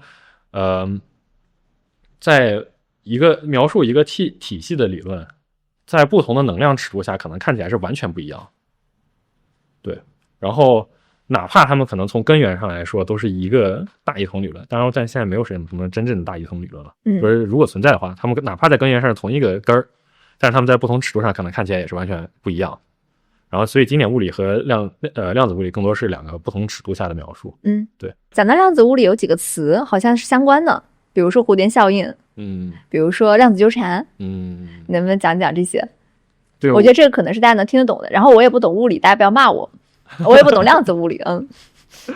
对，我觉得量子纠缠确实是一个大家比较耳熟能详的量子物理比较独特的事情。量子纠缠就是很简单了，就是说我有两个粒子，比如它属于一个纠缠态，然后我可能它们实际上相隔很远，但实际上我可能对其中一个做一些测量或者微扰，它也会影响到另外一个的状态。这个是真实存在的，对，真实存在的。对，什么样的会有量子纠缠？什么样两个物体？有很多就是有很多实际的情况，就是实际上当你看得足够细、足够微观的时候，绝大多数的粒子可能都处于纠缠态。但是实际上来说，你可以比如说制造一个自旋和另外一个自旋，你先把它俩靠在一块儿，然后把它俩坍缩到一个纠缠态上，然后你可以把其中一个拉得很远，它俩就成了一个距离很远的纠缠态。然后甚至好像我记得几年以前还有人专门去做，就是把一个细菌和一个什么东西然后制备在一个量子纠缠态里。什么叫制配在一个量子纠缠态里？这个是可以人为操作的。这是一个可以人为操作的事。为什么？怎么操作？一般来说就是通过一些测量和演化算符的作用，能够把它制备到这个状态上。但是这里面难的其实是实验上怎么实现这个过程。就是你可以想象，就是说你做一些量子测量和一些所谓的量子门的操作，其实是比较难的，因为就又回到刚才这种，就是每一个体系它其实都不是孤立的。你可能这两个自旋，你觉得我这么制备一下，它不就到纠缠态了吗？那我再把它拉开不就完了？但是实际的问题是，这两个粒子其实活在我们这个世界里，会不断有别的粒子撞它一下，或者外面的热量来扰动它一下，它一下这个状态就没了。所以难的是怎么具体实验上去实施这个过程。对，然后纠缠的另外一个例子可能更耳熟能详，我其实应该提那个例子，就是薛定谔猫。薛定谔的猫，对，那就是一个更耳熟能详的例子，就是说它的状态其实是叠加了这个某一个放射源发出粒子和猫死了，这是一个状态。另外状态是放射源没有发出粒子，猫活着，这两个东西的叠加状态。其实比如说你去测量一下那个放射源，发现放射源放出粒子，你就知道猫死了，不管这猫和这个放射源离多远。对，所以这是纠缠。但是蝴蝶效应是一个另外的事儿。然后蝴蝶效应这个事儿，蝴蝶效应就是耳熟能详的部分，其实反而是经典物理。就是大家经典物理听到的蝴蝶效应，就是那个著名例子，就是什么可能南美洲一个蝴蝶扑棱一下翅膀，半个月之后什么北美洲刮了个台风。但是它从更数学的表述来说，它就是说在时间起始的时候，你如果做一个很小的扰动，然后你去测量这个扰动产生的影响在未来有多大，你会发现这个扰动的变化是指数级变大的。对，这是它数学上对经典蝴蝶效应的一个描述。但是之前大家比较费解的一件事就是，这个事情在量子体系里怎么可能存在？因为量子体系刚刚说了，就孤立量子体系是一个妖正演化，它是一个很线性的过程。所以说，从某种意义上来说，就是你如果一个状态就是一个矢量和另外一个矢量开始的时候夹角不太大，那经过一些演化之后，这个夹角应该不会变啊。然后，所以怎么会存在这种就是初始状态变得离得很差别很小？在未来变得就是指数级变大了，好像在量子力学上看是不太可能实现的事儿。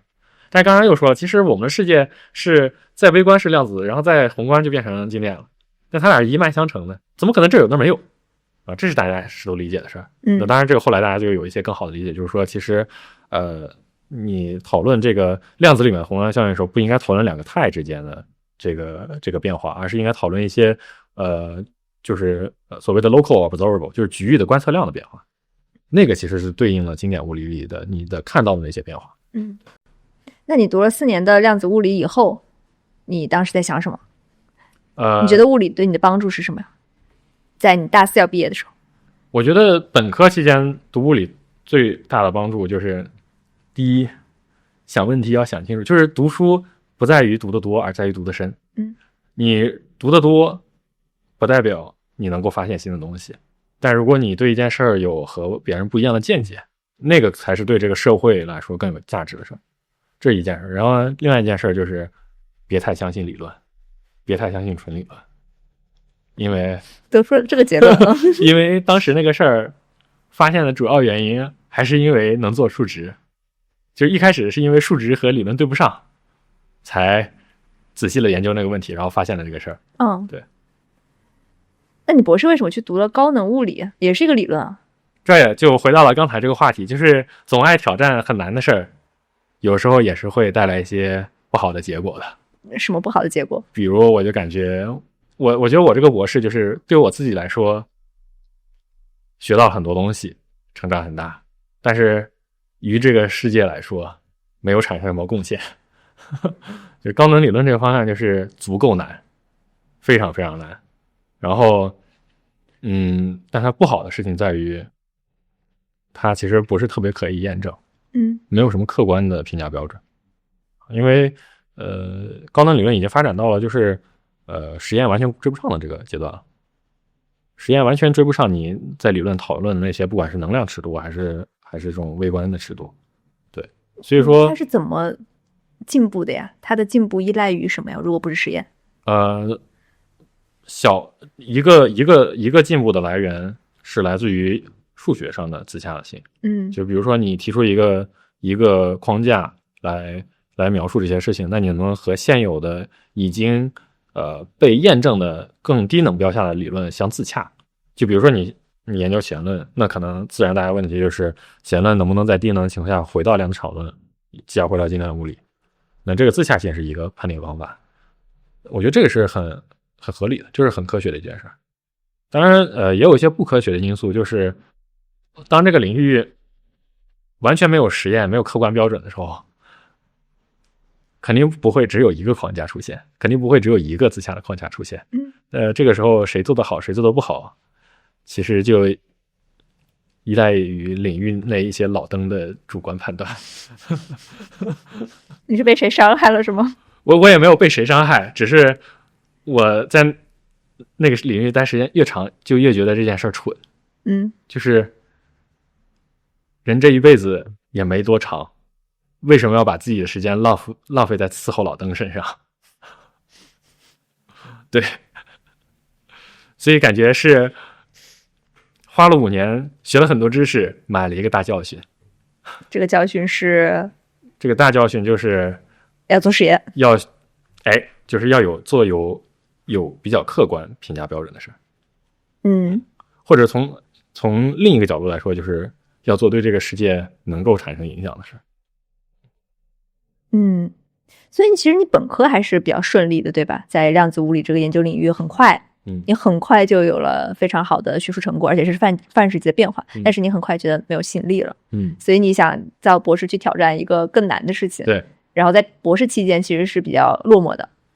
至少从结果来说是这样的。外界看不出来，外界看都是非常光鲜的履历啊。你博士在斯坦福。对，我觉得从实际的科研阐述来说，我觉得没有人会说我博士期间的文章不好，但是摸着良心说对这个世界有多大的影响，我觉得几乎没有影响，几乎为零。对，所以对我自己来说，我自己很不满意的啊。但是我觉得确实也没有不满意到说我会担心有人说我在混日子，确实也没在混日子啊。就是你还是能达到所有的外界标准的。对，这是怎么做到的呢？就是我觉得这个还真的是很多是你冷暖自知，对吧？对，是的，我觉得达到外界标准或者达到一个小的圈子的评价标准，是像训练模型一样，就是一旦有了这么一个小的圈子，你知道他们的评价标准之后，做得好是很容易的。但是就是其实你哪怕不认可这个标准，你是可以达到的。但是你还是知道你是不认可的，因为有时候你哪怕不认可，你达到了，我也可以蒙蔽自己，就继续往前走。但我后来就发现我蒙蔽不了自己，骗不了自己。对，是哪一年发现的？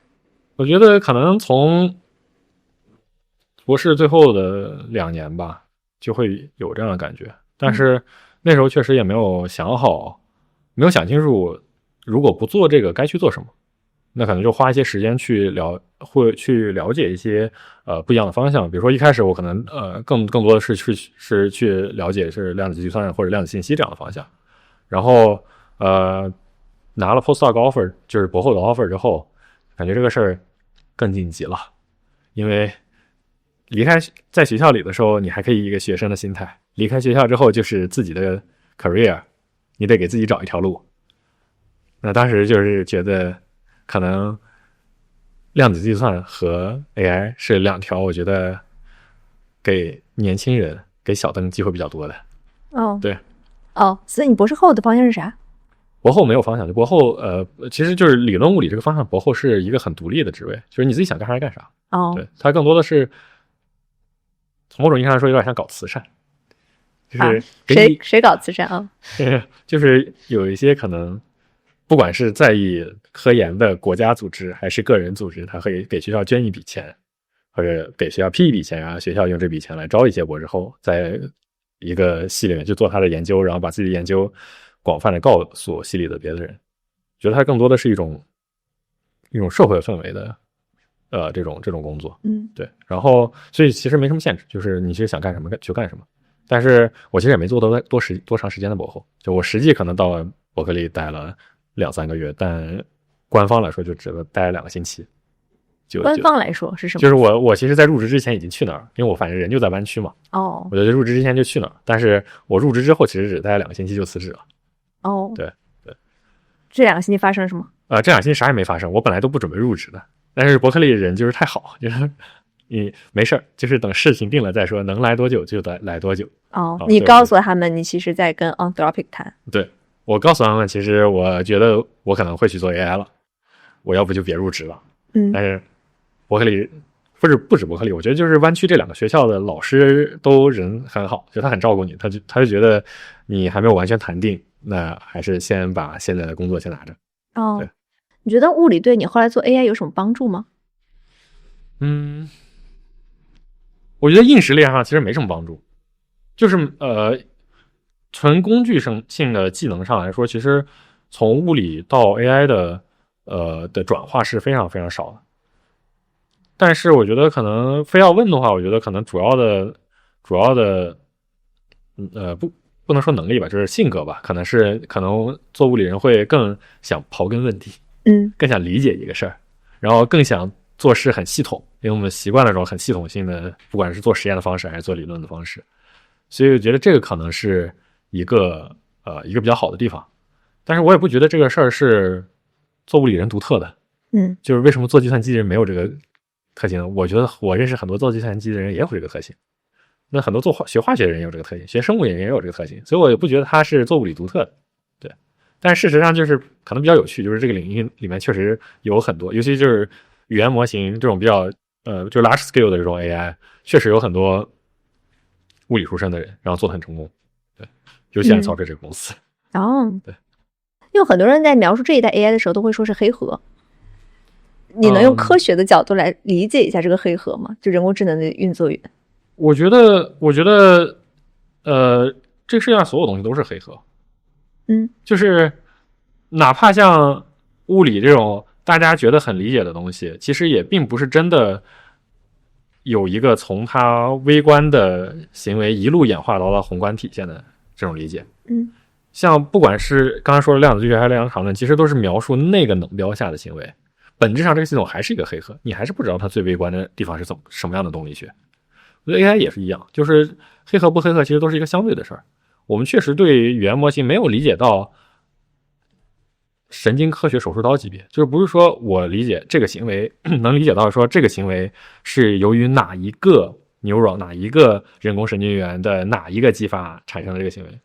没有，不会有这个，没有到这个层面的理解，除非就是在一些很稀疏很小的这个网络里面，就是像招贝有这个所谓的 interpretability 就可解释性团队，他们可能会做一些类似的工作，但是在实际能够使用的语言模型里都没有达到这样的理解。但是也不代表我完全没有理解。比如说 scaling law 它就是一个描述了那个尺度下模型随着模型大小和数据是怎么在 perplexity 就是这个指标下变得越来越好的。所以你说是完全没有理解吗？那如果说 scaling law 不算是理解的一个小部分的话，那是不是我们也说我们其实对这个世界也完全不理解，这个世界也是一个完全黑盒。所以 scaling law 是一种科学规律，它是一种经验规律。对，但是呢，经验规律和科学规律它之间的界限是很模糊的。比如说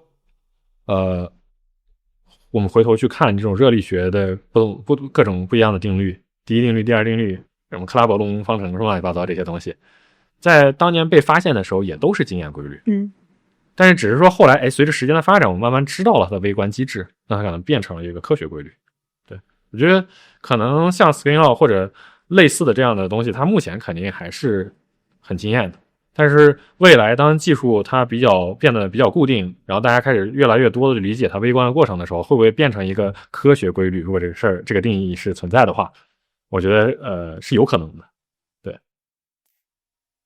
能不能用科学的表达来解释一下所谓的智能涌现？首先这个话就不太科学，所以自然也没有办法用科学的话来表达一个不科学的事儿。智能涌现吗？对，就是我觉得智能涌现，对我来说，它更多的是一种主观的感觉，而不是一种客观现象。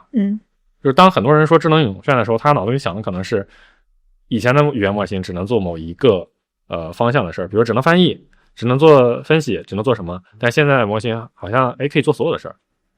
但是这个事儿again 我觉得像是对我来说，它更多的是一个技术上的涌现，而不是一个行为上的涌现。说是我们通过研究发现了该怎么去做这种大规模的训练，然后能够水平的提升所有能力。我觉得这个是一个更本质的事儿。至于智能涌现这个事儿，其实我觉得每个人可能心里的定义都不太一样。对，你的定义是？对我来说就是没定义。对我来说，这个唯一质的区别就是有没有发生一个技术上的改变，使得我们可以做 scale up， 可以水平的提升所有的能力。这个对我来说是一个良好定义的事。你最后是在量子计算和 AI 之间选择了 AI， 这个是怎么发生的变化？对，我觉得还是花了一些时间去了解两个方向的瓶颈在哪。我觉得好处是他们都给年轻人机会，好处是都有机会。但是量子计算对你来说好像是离你的主线更近一些，在那个时候，对不对？这就是为什么要去了解一下细节，因为了解细节之后发现不是的，是反过来的。因为量子力学不是量子力学，就是量子计算，我觉得它现在的主要瓶颈其实在实验上，并不是你怎么去设计那些算法或者设计那些算子，更多的是你怎么在实验上实现它。那个事儿反而是我不擅长的，反而是和我过去很多我有兴趣的事儿其实是比较不相关的。然后反而跟我相关的事儿是更多像 AI， 就刚刚说的，就是 AI 其实它更多的是你有一个想法，然后你可以用一些数值去验证，这个数值在 AI 里面可能就是训练一个模型或者怎么样。对，然后这个反而和做物理很像，啊。它甚至是就是为什么我之前一直爱把这个和18世纪的这个物理学做比较，就是它热力学，对更像那个时代的物理，就是那个时代就理论和实验不分家，没有什么理论物理学家、实验物理学家，你就是搞物理就是搞物理的，你自己可以做实验，然后也可以做理论的推测。我觉得 AI 就有点像那个时代。所以其实从理论物理跨越到实验物理的距离，比你直接跨到 AI 要远。要远其实要远，而且从兴趣上来说也更远。你不喜欢实验物理？我觉得你想做实验。我觉得确实不是我的兴趣所在。虽然我自己不愿意做，但是我确实很有兴趣知道别人实验做的怎么样。AI 不用做实验吗？用，但是它是更多是像数值。对，它不太像那个，就是你实验室去搭一个光学平台，然后什么，你还我觉得实验真的是一个，就可能因为是我不懂，我没有达到那个境界，所以我有些事儿在我看来挺玄妙的。比如说，就是大家都知道这个光学平台怎么搭，但有的人就能给你搭出来，有的人就是耗了6年都没搭出来。这个是动手能力？我就是没搞明白呀。我有时候觉得这是有点玄妙。所以还是数值实验对清晰很多。对我来说，做数值实验或者像 AI 就是训练模型啊，然后研究各种不一样的技巧，然后看某些细节，这些事儿对我来说反而是，是我能想明白他为什么要这么干。但是在搭台的这个事儿上，我就是一头雾水。你做过是吧？我当然就是大家可能都做过基本的，就读物理的人肯定都做过基本的实验培训，但是更多的就是有很多做实验的朋友，然后不管去看他们的实验室，然后看他们怎么做实验的，还是跟他们聊这些怎么设计实验，我就感觉很多事儿我其实不太能够理解，但是他们确实有的人就是做得好，有的人做的就是不好。所以你说现在从事 AI 研究，像17世纪热力学研究，其实在表达虽然大家没有办法很清晰的从科学上去解释和理解这个事情，但是它并不会阻止它的发展。对，就是它更像是在为什么呢？比较那个时代热力学，就是那个时代大家其实不理解什么是热的微观理论，就大家不知道热是什么东西，就像现在不能理解。对，就像现在大家不能理解这个 language model 里面哪一个矩阵元是在干什么。其实大家也不理解，但是不妨碍你有一些好的经验定律，比如热力学的各种定律和现在的各种 scaling law。所以说从这个角度来说是就从这个方向的角度来说是这个层面上来说它是类似的。然后从研究人员的角度来说，就是刚才说的另外一个问题，就是它理论和实验其实不太分家。对。那你是怎么去面试 Anthropic 的？你这个 Anthropic 的历程是怎么展开的？我觉得其实主要还是因为有前同事在 Anthropic。前同事？对，就是 Anthropic 其实有很多做物理出身，尤其是做理论物理出身的人。为什么呀？就是他们从人的选择上为什么会选择这一波人？我觉得当然就是很多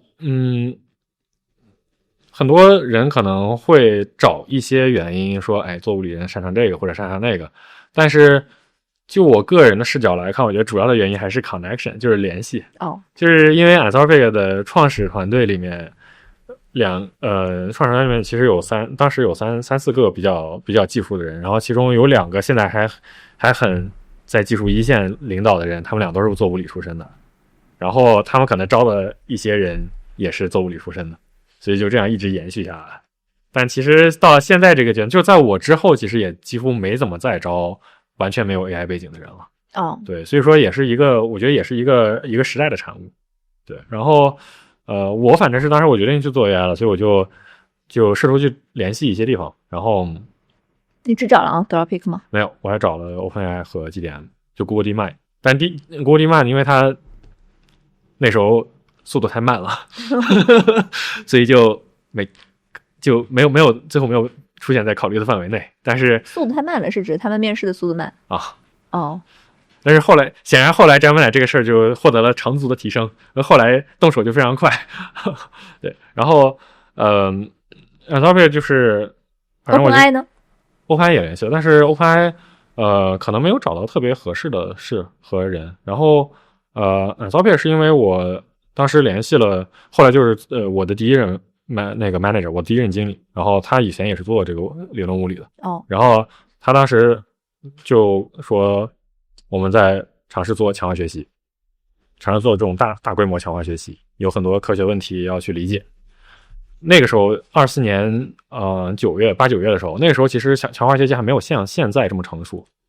那时候大多数人其实都不太知道怎么做，因为 O1 其实还没发布呢。那时候 O1 只是快发了。对，就是只是大家都知道有，但是大家都还没看到结果。但是 Anthropic 当时其实不知道怎么做的。当时是大体上知道，但是有很多细节需要仔细去研究。然后所以他就跟我说，哎，有这么一个事儿，你要不要来面试一下？然后他觉得哎，可能是一个好的机会。你当时怎么认知强化学习啊？没认知。你大概知道 pre-train post-train。 对，我大概知道这个流程，但我其实不太知道具体的这种工业级别的语言模型是怎么训练的。只能知道就是像学术界是怎么训练的。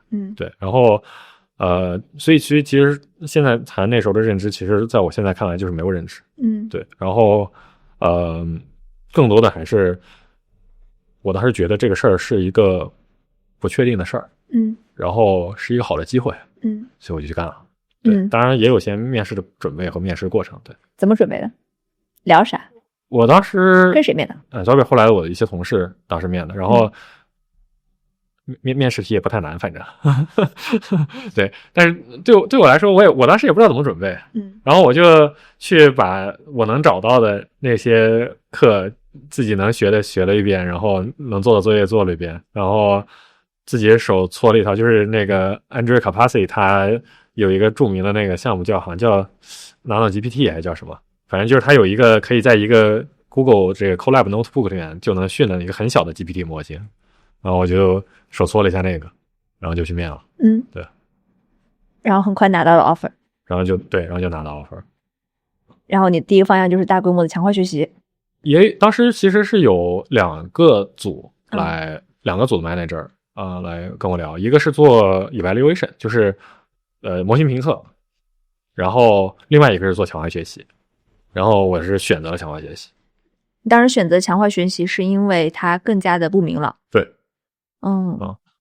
对。然后那个时候其实 Anthropic 也不像现在是一个大公司了，那时候公司其实也很小。多少人？我去的时候，我们的那个大的 team 才只有10个人左右，不是10个人或者11个人，反正。大 team 叫什么？叫 Horizon。对。然后那个时候那个大 team 也就这个大 team 的平行 team 有什么？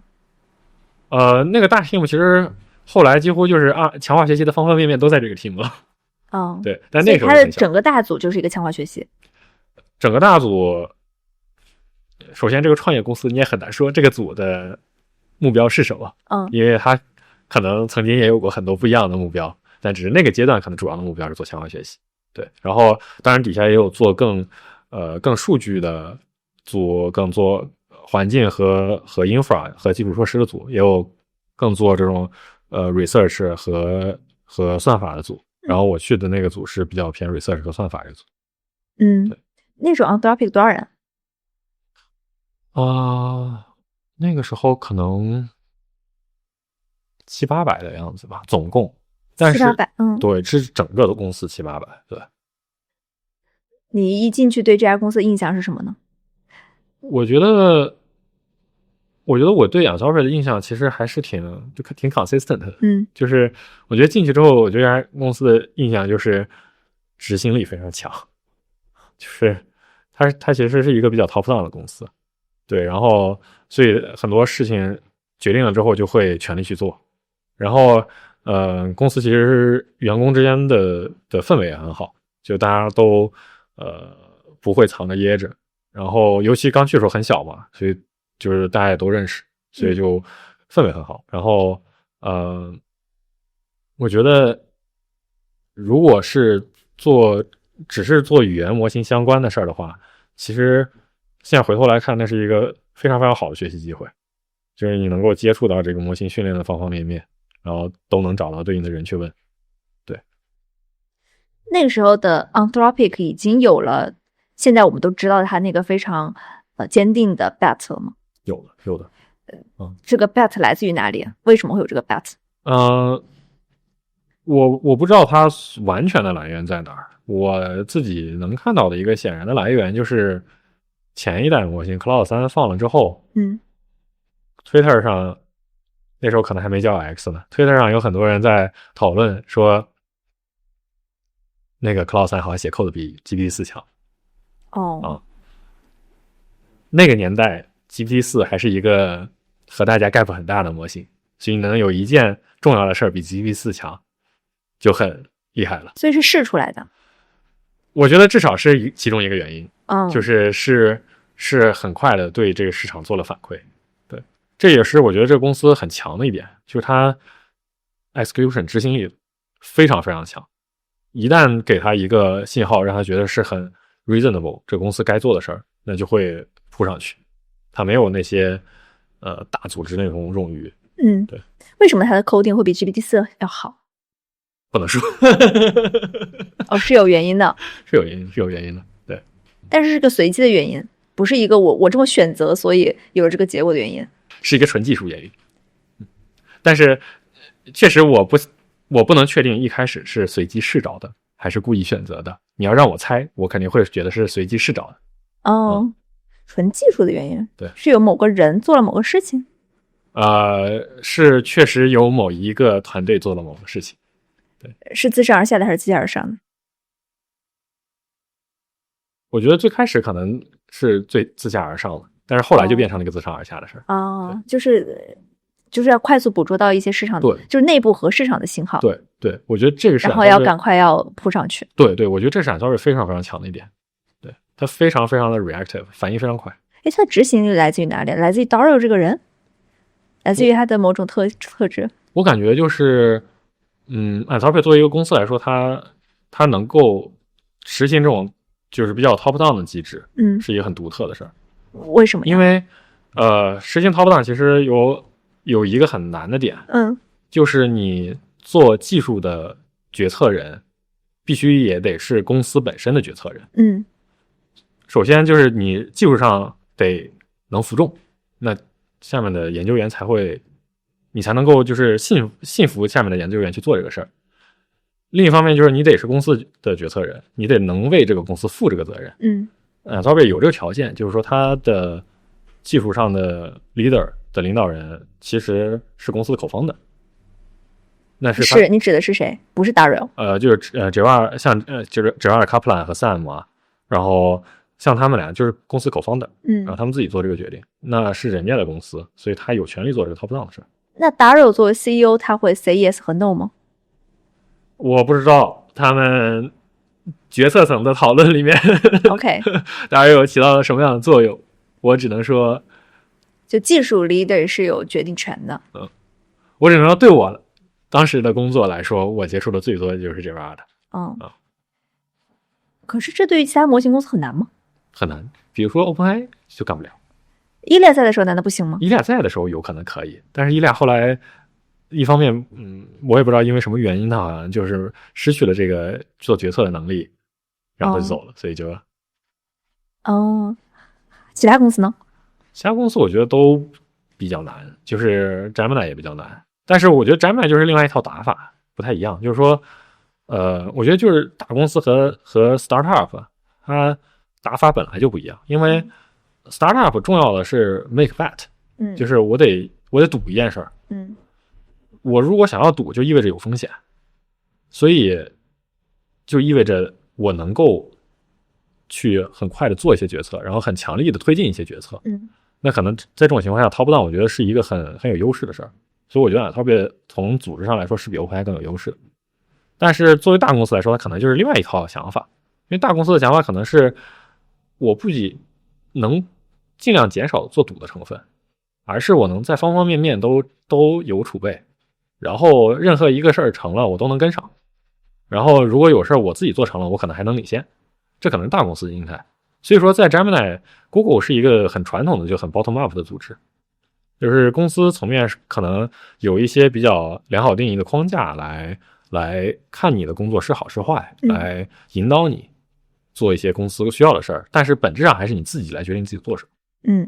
所以你觉得 Anthropic 能 make bets 是因为它的独特的文化、组织和文化？对，这个听起来其实应该是其他公司也能做的，但是却非常奇怪的发现其他公司很难做，而 Anthropic 可以做到。对，我觉得还是需要技术的或者公司的 leader 有公信力吧，这个其实挺难的，我觉得。你说的还不是 CEO 有公信力，是技术的1号位有公信力。对我来说，我觉得技术的1号位有公信力很重要。但是与此同时 CEO 可能没有成为一个阻力。对，这个难吗？这个我觉得就得看你这个co-founding的这个 team 有没有足够的互相信任。这个也很关键。我觉得 Anthropic 这点也是在 startup 也很强的，就是他 co-founding team 没有一个人离开公司。他们如果你看他们过去履历，那是一群真正一起打过仗的人。就过去他们源自于他们都是以前 OpenAI 的一个 OpenAI， 对。然后像他们甚至好多人都是就是在一系列关键的文章上的合著者。因为你像Scaling Law 这个 paper 是Gerard Kaplan， 然后 Sam， 然后当然还有 Dario， 然后还有一些可能 Tom Brown 也在吧，我不太记得 Tom Brown 在不在。然后 GPT-3 的 paper 就是 Tom Brown 在，然后 Ben Line 在，然后 Gerard 和 Sam 也都在， Dario 也都在，所以他们是一块儿趴过战壕的人。我觉得互相之间的信任还是很关键。有很多公司可能就是干着干着连这个小集体都团结不住了，那你怎么能指望这个大公司能团结住呢？你在说 OpenAI 是吧？你加入 Anthropic 公司正在做的最重要的项目是什么？你参与到那个大项目里面了吗？对，就当时就是为了能做大尺度的强化学习，然后能够用它来提高coding 的能力。这个就是当时最重要的事儿。然后我们当时做这个组，当时的研究的重心就是这个事儿。这也是这个组为什么后来就慢慢变大，然后变得越来越重要的原因。然后最终带来的结果就是大家一块儿 train 了这个 Cloud 3.7 这个模型。对。你说内部叫有一个 3.6， 这个是不是内部叫，就是外界的 Cloud 3.5 其实有2个版本。一个可能是6月的版本，另外一个10月的版本。然后你也可以看出 Anthropic 这个公司曾经也是没啥产品能力的，居然管2个模型叫一个名字。所以后来外面人为了区分，管那个 3.5 后面那个版本叫 3.6。所以 Anthropic 跟随着外面人的这个习惯就叫 3.6 了，管这个再新的模型叫做了 3.7。所以就是你去看实际的这个公司的产品时间项，其实是 3.5 New 3.7。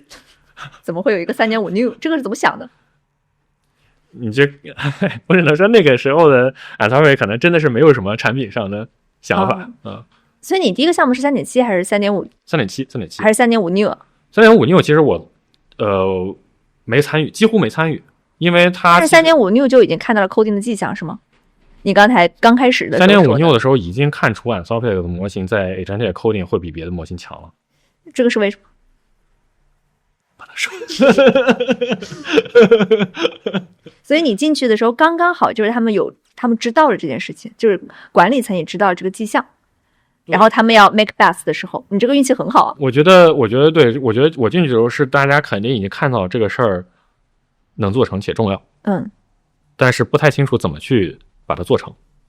然后我去的时候是跟大家一起去研究怎么把它做成。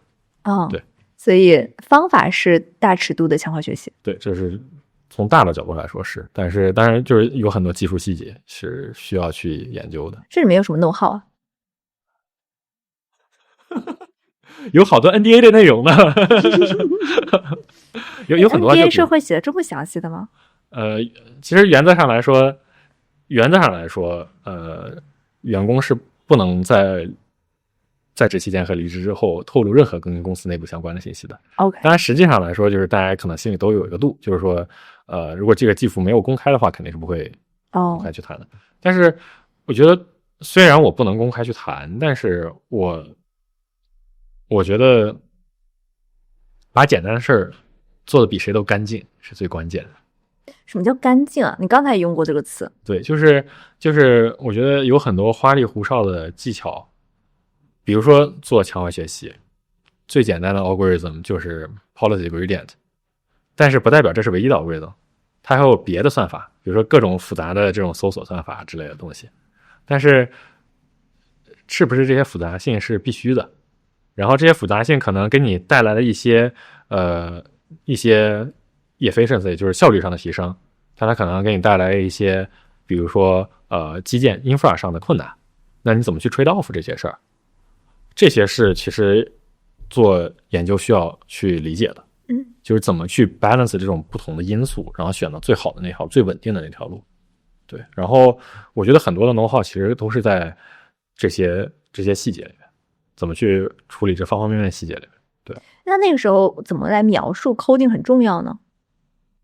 我觉得他认为是大语言模型的一个分支，一个重要的分支还是什么呢？我觉得每个人可能想法不一样。对我来说，它重要的原因有二，一个原因就是一个原因，当然Anthropic也一直在讲的事儿，就是说 coding 本身也是做语言模型研究的一部分。如果你能够把 coding 做得很好，那可能会让你的研究效率有翻倍的提升，就是形成一个研究上的飞轮了。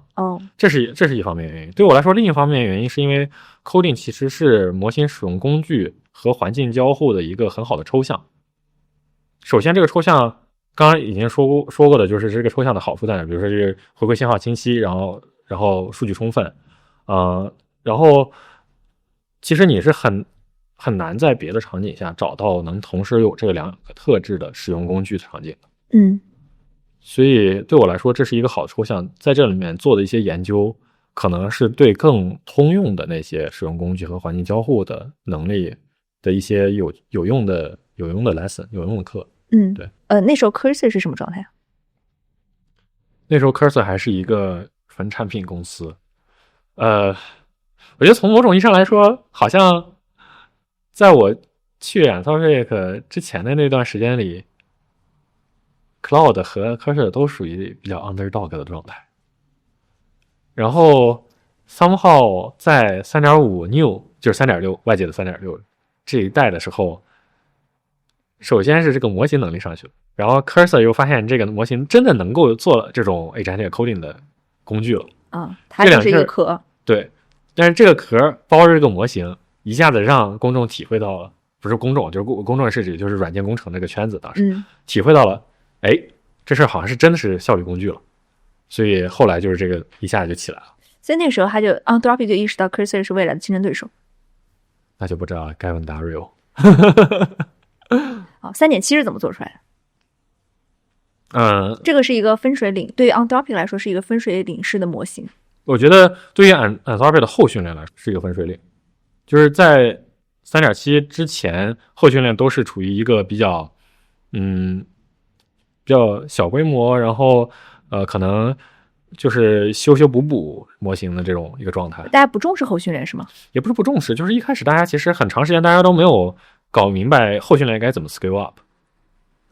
但是在那个阶段，不管是 OpenAI 还是 Anthropic 还是包括像中国的 DeepSeek，大家意识到了这个事儿该怎么去 scale up， 该怎么 scale， 就是你得找到合适的环境，这个环境它的回馈信号足够的清晰，然后这个环境本身也是一个很强的数据源，然后在这个上面其实能让这个训练非常稳定，这事儿就能做成。对，我记得那个时候其实大家都不知道 OpenAI 的保密项目是什么，就知道它的草莓叫 Strawberry， 然后大家觉得会带来一个新的范式，新的范式就是后训练强化学习，但是更多的就不知道了。对，其实我觉得我去 Anthropic 的时候，大家已经比较清楚这个事儿大概该怎么做，就是大概的这个方向是怎么做，然后当然后来随着我对这个领域知道越来越多之后，我就发现其实那个时刻其实 OpenAI 做的方式和 Anthropic 其实还是差别挺大的。怎么说？就是具体这种算法呀和使用数据的方式其实是不太一样的。虽然都叫后训练和强化学习，虽然都叫这个，但是当然就是我觉得那些不是本质区别，就是大的方向来说他们是同一个，就是找一些这种很回馈信号非常清楚、非常客观，然后数据本身又比较干净，然后对于模型来说是可学习的，然后在上面做稳定的强化学习训练。大的方向来说都是这个方向，但具体实现其实是差别比较大。但后来事实也证明，就是具体实现其实每家方向都不一样，但是都能做成。对。而且当时 OpenAI 的目标也不是 coding。当时我了解到的叙事是说，预训练作为第一个范式已经金矿快挖完了，所以我们现在开启第二个金矿，就是后训练和强化学习，然后来让 Skinlaw 继续。对，我觉得很长时间 OpenAI 都是这个想法，我不知道他们现在想法有没有变。我觉得对我来说，我的想法经历过摇摆。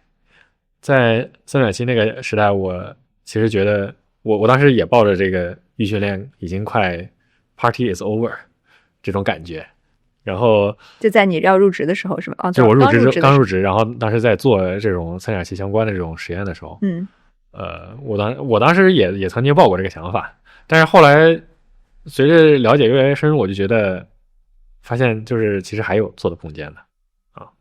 然后预训练 scaling law 这个事儿，它也不是告诉你要一直变大。它其实本质上是一个很系统的框架，能够告诉你做什么样的事儿是更有效的。对。然后所以后来就发现其实还有很多做的事儿。然后事实情况是，后来 Anthropic 和 Gemini 的预训练也一直在不断的进展。OpenAI 自己卡了很久。他现在又重视预训练了吗？他应该已经重视预训练挺久了，就是最近可能刚有点进展。所以预训练和后训练作为两个范式都没有达到它的那个平台期。我觉得都没有。但是你说要去预测到了多少，这个做不到。对，就我觉得到达平台期有两种可能性。一种可能性是技术本身到达了，就是你明明还有想让模型要干的事儿，但是这俩技术就死活教不会了。另一种可能性是你想干的事儿到平台期了。我觉得现在是后者。就是我们现在知道了，有一个 chatbot，你可以教他干这个，然后又有一个 coding，你可以教他干这个。对，后面就不知道了。对，就不知道该教点他啥好。就是说，就是模型还是一个非常聪明的小孩。对，你其实可以教他很多东西，但是我们人类作为老师，现在还不知道下一个东西该教什么。对，或者说该怎么去合理的教他，用现在的这些范式。说到3.7，还有什么know-how？这是几个月做出来的？这个最后林总从开始训练到发布，可能花了4-5个月的样子吧。对，就是从你刚进去，就是从开始大家为了这个事儿做研究，那可能花了2-3个月，然后后来开始训练，到训练结束中间磕磕绊绊，很多事情要处理啊，然后有很多新的基础设施，其实基础设施真的是很重要，很花时间，然后又可能花了可能两个月这样子。你在其中做的重要的工作是什么？我觉得我也没什么重要的。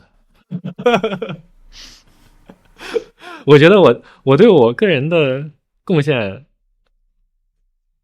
我觉得我对我个人对任何一个模型的贡献，我的陈述都是我觉得我自己对那个事儿没那么重要。我觉得我更多的是我很幸运有机会在那个时候加入了一个重要的项目，做了一些事。因为从某种意义上来说，我觉得 AI 在现在最近这几年，这个事儿本身是一个不可阻挡的事儿。它不在于你这个人去干或者不干，你不干也有别人一样能干出来的。所以我觉得在这个时代，其实所有给个人贴金的事儿，其实都有点炒作的嫌疑啊。但是确实，我觉得对我来说，我是很幸运能在那个阶段加入一个重要的事儿，然后学习了一些知识。对。好的，那你在幸运的在那个阶段，在 Anthropic 这家公司的大尺度强化学习的这个团队里，做了什么？我觉得3.7那个时候可能主要做的还是就是在 RL 里做这个 agentic coding 这件事儿。这件事儿怎么把它 scale up， 或者怎么去准备就是怎么去制备各种各样的环境和 data， 然后包括算法上会遇到什么样的问题。当时主要的研究都在这部分。这里面有什么 tips 吗？现在来看没啥特别有用的 tips。我觉得，说技术的 tips， 其实这个事儿是一个大家一方面很愿意听，公司又不让你说，但实际又没啥用的事儿。为什么？因为很多算法设计其实并不鼓励独立算法，它是非常强的依赖于你的基础设施的。举个简单的例子，就是有些公司它可能就大家经常讨论一个问题，就是说在强化学习时候，这个 sampler 就是给你产生这些 trace 这些 token 的那个机器，和 trainer 用来实际训练这个模型，然后改变这模型权重的这个机器，这两个机器可能会有不一样。当然不一样有一些原因是因为数值上的不一样，有些原因是因为使用这种异步的训练架构，所以说它自然就是从根本上来说就不一样。那你不同公司可能这个不一样程度是不一样，所以你算法上设计也会不一样。有些公司它可能这两个 difference 这两个区别非常非常大，那你算法可能最大的部分就是在于怎么控制这个，然后怎么让这个训练稳定。对于训练的这个实际的效果啊之类的权重就会稍微小一点。但也有可能有的公司它的基础设施建设就特别特别好，这两个差别没那么大，那可能就可以花更多精力在这个训练的效果上。所以说很多这种小的 tips 其实是没有什么用的，就很多 know how 其实是没什么用的。我是因为我确实也发现了，就是很多别的 lab 就不是在这3家 lab 里的人，可能很想知道Ansible 怎么做这个，或者 Gemini 怎么做那个。但其实我有时候不愿意回答一个主要原因，是因为我觉得本质上我回答这个问题也是在误导他。就是现代的 AI 训练是一个大的系统。你其实要了解这个系统的方方面面，才能有一个全局的认识，什么事儿是因为什么而变得有用了，而不是说这个事儿本身有用。对。从 3.7 到 4.5 又发生什么呢？这个预训练和后训练都有。对，然后当然就是一个就是 skill up 上做的更多了，然后 data 不管是 data 还是训练的这个算力都更大的尺度了。但是我觉得从范式上来说就没有特别大的改变。对。到你离开 Anthropic 的时候，他已经多少人了？接近2000人了吧，扩了1倍多。所以你在 Anthropic 时期刚好是他就最剧烈转变的一个时期。我可能就是踩在了他还是个小公司的尾巴。其实我觉得进去之后过了可能3-4个月，这个公司就已经开始就人一下就变多了。文化有变化吗？还是经历一些比较混沌的阶段吧。然后尤其可能就是在我快离开的那段时间，我觉得文化上还是经历了一些混沌，因为从外面来了一些人，然后可能跟本来的文化有一些冲突。对，然后之前的文化是，我觉得之前就是简单。对，就很简单，就是它更像是一个小作坊。大家都是朋友，然后大家都知道对方在干嘛，然后也没有人特别会就是做过多的这种个人宣传啊，还是怎么，就是做一些没有用的事，也没有人做没有用的事，大家都是有很多事要处理。然后公司那时候可能紧迫感也更强一些吧。然后后来可能就觉得这样人多了嘛，这样的文化肯定会受到一些冲击的。对，带来了什么风气啊？我觉得确实有一些人我个人不是很喜欢，当然不代表他们真的不好，就是我个人不是很喜欢，就是可能我不太喜欢在这个领域里面说很多话的人就是那个我觉得 idea is cheap， 想法是便宜的，很多想法其实很显然所有人都知道，难的是怎么把它实现，怎么把它变成一个小的可实现的步骤，把它做出来。我觉得我不太喜欢那些一天中很多时间花在 Slack， 就是 Slack 是美国用的一个办公的这种软件，然后在 Slack 上花很多时间在那儿讲一些大道理，我觉得就是没啥用。对。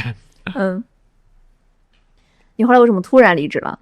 你是完成了什么阶段性的工作吗？当时酝酿了多久？我觉得可能酝酿了1-2个月，1个多月吧，1个月多一点。然后对，我觉得一个方面是就是我其实不是特别认同 Dario 反华这个事儿。我觉得他作为一个公司的 CEO 来说，对他个人来说，他做什么样的观点，我觉得都无所谓。但是作为一个公司的 CEO 来说，我觉得把这个观点推到这么极端的地步，是一个非常情绪化的体现。对，然后这是一个比较小的原因，当然大的方面有很多公司，像刚才说的，公司的文化上有些冲击啊，然后包括我自己可能也想去学习一些不一样的事情。就说Anthropic 它毕竟非常的专注，然后你可能如果你很想做和语言模型相关的方方面面，然后做这种使用工具啊，这种 agentic 然后 coding 这种事儿，那在 Anthropic 其实很好，能学到很多东西。但是 Anthropic 有很多不做的事，比如说 Anthropic 完全没有人做这种多模态生成，你想学没地儿学。然后 Anthropic 可能也没有花太多的精力在这种更底层的工程的基础设施上。对，所以可能想要学习更多的东西，也是我当时离开的一个动因。对。访华占多少比例啊？因为 Dario 的个人原因。我在公开场合说40%，但是这个数字反正就是听听就好。这个数字就是告诉你它不是主要原因，但它确实是一个很大的原因。对，就没有控股，不是个控股原因。对，不是个控股原因，但是是一个 majority holder 的原因。对。你这个选择也很神奇，因为大多数人在一个他还是一个 underdog 的时候加入会更有感情，然后会愿意陪公司走更长时间，但你反而跳去了 Google， 因为很多研究员一进去 Google 他会觉得 Google 给的 scope 不够，所以他会反而想跳去像 XAI 或者 Anthropic 这样的更小一点的组织。你这个行动好像也是反的。对，我觉得其实取决于你自己想要的是什么。如果你很想要的是我有一个很明确的，像你说的很明确的 scope， 然后这个事儿和我的最后的产品的模型息息相关，我一定要把我其中的一个想法送到这个模型里去。那可能 Google 是一个很差的地方。因为毕竟有那么多的研究员，有那么多已经成熟的组织，做这件事情是很有很复杂的这个过程。但是我觉得 Gemini 如果你想要的是你有研究的自由，有探索的自由，然后想去能从更广泛的人里学习，我觉得这个世界上可能找不到第二个比 Gemini 更强的地方。所以就是我觉得本质上还是取决于你要自己想要什么。但是我觉得很多人离职，不管从哪儿离职换到另外一家之后，可能会觉得不开心的主要原因是因为没想明白自己想要什么。比如说你要是到了 Google， 你可能如果你刚开始想的是我要有研究自由，然后更多的动机是学习，然后你去了之后发现还是想要有产品 impact， 那你可能就会很难受。你不追求 impact 吗？你也说这个现在这个 AI 是一个非常大的系统，然后是一个很大量的人协作的一个东西，你在里面追求什么？我觉得分阶段，就是我觉得在 Anthropic 经历了太多这个和产品息息相关的事儿之后，我可能也想给自己换个脑子，去学习一些不一样的东西。但是你说有没有哪一天我可能又换回这个脑子，又想去产生一些产品的影响力，也是有可能的。这产品影响力怎么量化？这个内部都很清晰是吗？不好量化。就是我觉得，因为发论文的时候，他还是有一做这种主导作者。现在呢？其实没有办法量化。实际情况就是没有办法量化。这也是为什么我觉得在这个时代，其实谈每一个个体的影响是一个很虚无缥缈的事情。我觉得本质上还是这个组织做了这样一件事儿，或者这个世界需要这样的。所以产生产品 impact 是个主观感受。在模型侧至少是这样的，在模型侧至少这样。对。然后当然实际上我觉得可以细节谈的是说你自己做过哪些事情，具体的技术的贡献，然后它在技术上产生的效果，这个是可以客观的去谈论的。但是比较主观的事儿是，你说这个效果在最后的产品里占了多大的比重，这个没有人能说清楚。对。在 3.7 上你能描述一下吗？我觉得你做了什么样的技术性的工作对模型是产生影响？主要还是跟 agentic coding 的环境有关的工作。然后也有一些算法上主要是怎么让这个训练变得更稳定。说实话，就是但是我觉得算法上肯定是有一些提升，但是也没有达到特别理想的效果。说实话啊，比之前的算法肯定是要好的。对。但是那个我觉得也不是我个人的贡献，我觉得也是大家集体的贡献。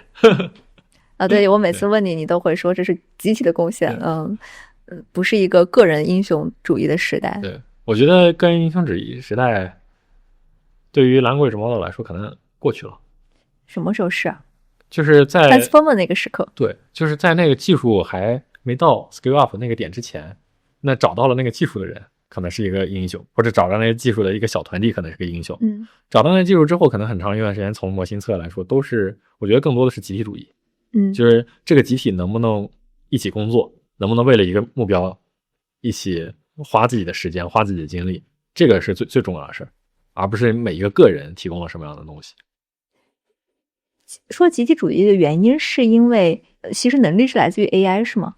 我说集体主义的原因是因为我觉得 AI 这个方向本质上是简单，就是我觉得没有哪个除了可能跳变那一下，那个 idea 可能是得有一些很深刻的洞见。在之后的那个过程中，很多想法其实是非常 trivial， 就是非常愚蠢的，就是谁都能想，谁都能干。只是你运气好，撞到这个机会去干了而已。对，包括你在描述 Anthropic 做 coding， 好像它也是某种随机性，但是你要抓住它。对。但是就是我觉得做 coding 可能还比做模型测的这些技术上的东西可能还更稍微有点公司英雄主义，就是说你能不能足够快的赌这件事儿。那确实还是一个 Anthropic 很强的。但如果今天没有 Anthropic 做，可能别的公司也做了。我觉得是一个必然的事儿。所以它都是 AI 在涌现能力。对，我觉得只是看你能不能抓住那个能力，不管是公司还是个体。对，我觉得就是在这个可用的语言模型、大尺度语言模型出现之前，那个时候很多事情是一个非必然，就是有没有一个人能够发明一个语言模型能够大尺度做训练，然后以及 GPT 这个范式能不能被发现出来，那是有很多不确定性的。但是你说，比如那个时候你说如果没有 Google Brain，那可能 Transformer 就不会被发现，可能要过很多很多年才会另外一个有钱又有人的组织发现。那可能就是一个很大的影响。但是进入那个阶段之后，尤其到现在已经反过来，就是你任何一个组织想要停止 AI 进展，是做不到的。因为 Anthropic 就是 Anthropic 很担心 AI 安全，那 Anthropic 有没有这个能力阻止 AI 发展？它没有。你你停止发展，别人会发展，你的话语权还会变小。对，其实现在其实更多是这样一种状态，是这个世界在推着我们前进，而不是我们在推着这个世界前进。感觉未来我们会更加难以阻止 AI。我觉得已经阻止不了了，就是我觉得试图去阻止 AI 里的一件事发生，可能本身就不是一种正确的想法。这也是。就是刚才聊到，因为刚才聊到说 Anthropic 嘛，就是说 Anthropic 其中一个很重要的动因是所谓 AI 安全。我觉得他在 AI 安全这样事儿上，这是他创立的时候动因。对，现在跟他有什么关系？现在的关系比较复杂，就是说一个自然的问题是，大家可能会问，一个做 AI 安全的公司为什么现在开始训前沿模型了？Anthropic 的解释是说，我首先得拥有一个最前沿的模型，我才有话语权来推进我的 AI 安全。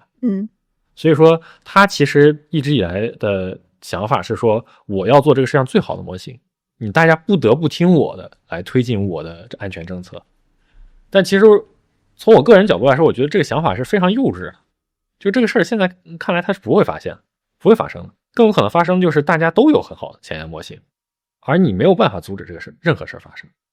对，你觉得可能对于这个事儿来说，现在更多该想的事儿是，如果你真的想要避免 AI 带来一些危机，什么才是一个更自动化的事儿？对。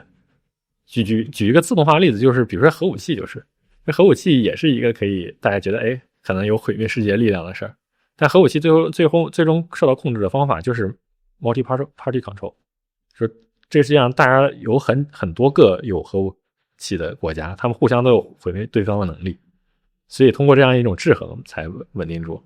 我觉得你要阻止 AI 干一些不好的事儿，可能最终是需要一种类似的机制来实现的，而不是希望说一家公司制定一个法律而干一件事儿。对，而且他自己制定，他也只能管得了自己。对，对。你刚刚也提到 Anthropic 有个可解释性团队是吗？这个它的可解释性到达哪一步了？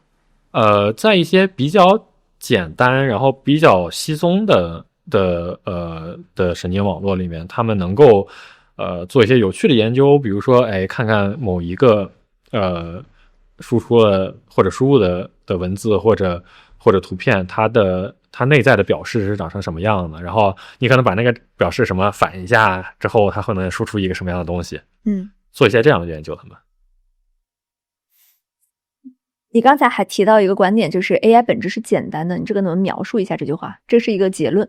对，我觉得这甚至不是一个结论，就是这是我的一个 statement，是我的一个陈述，它可对可错。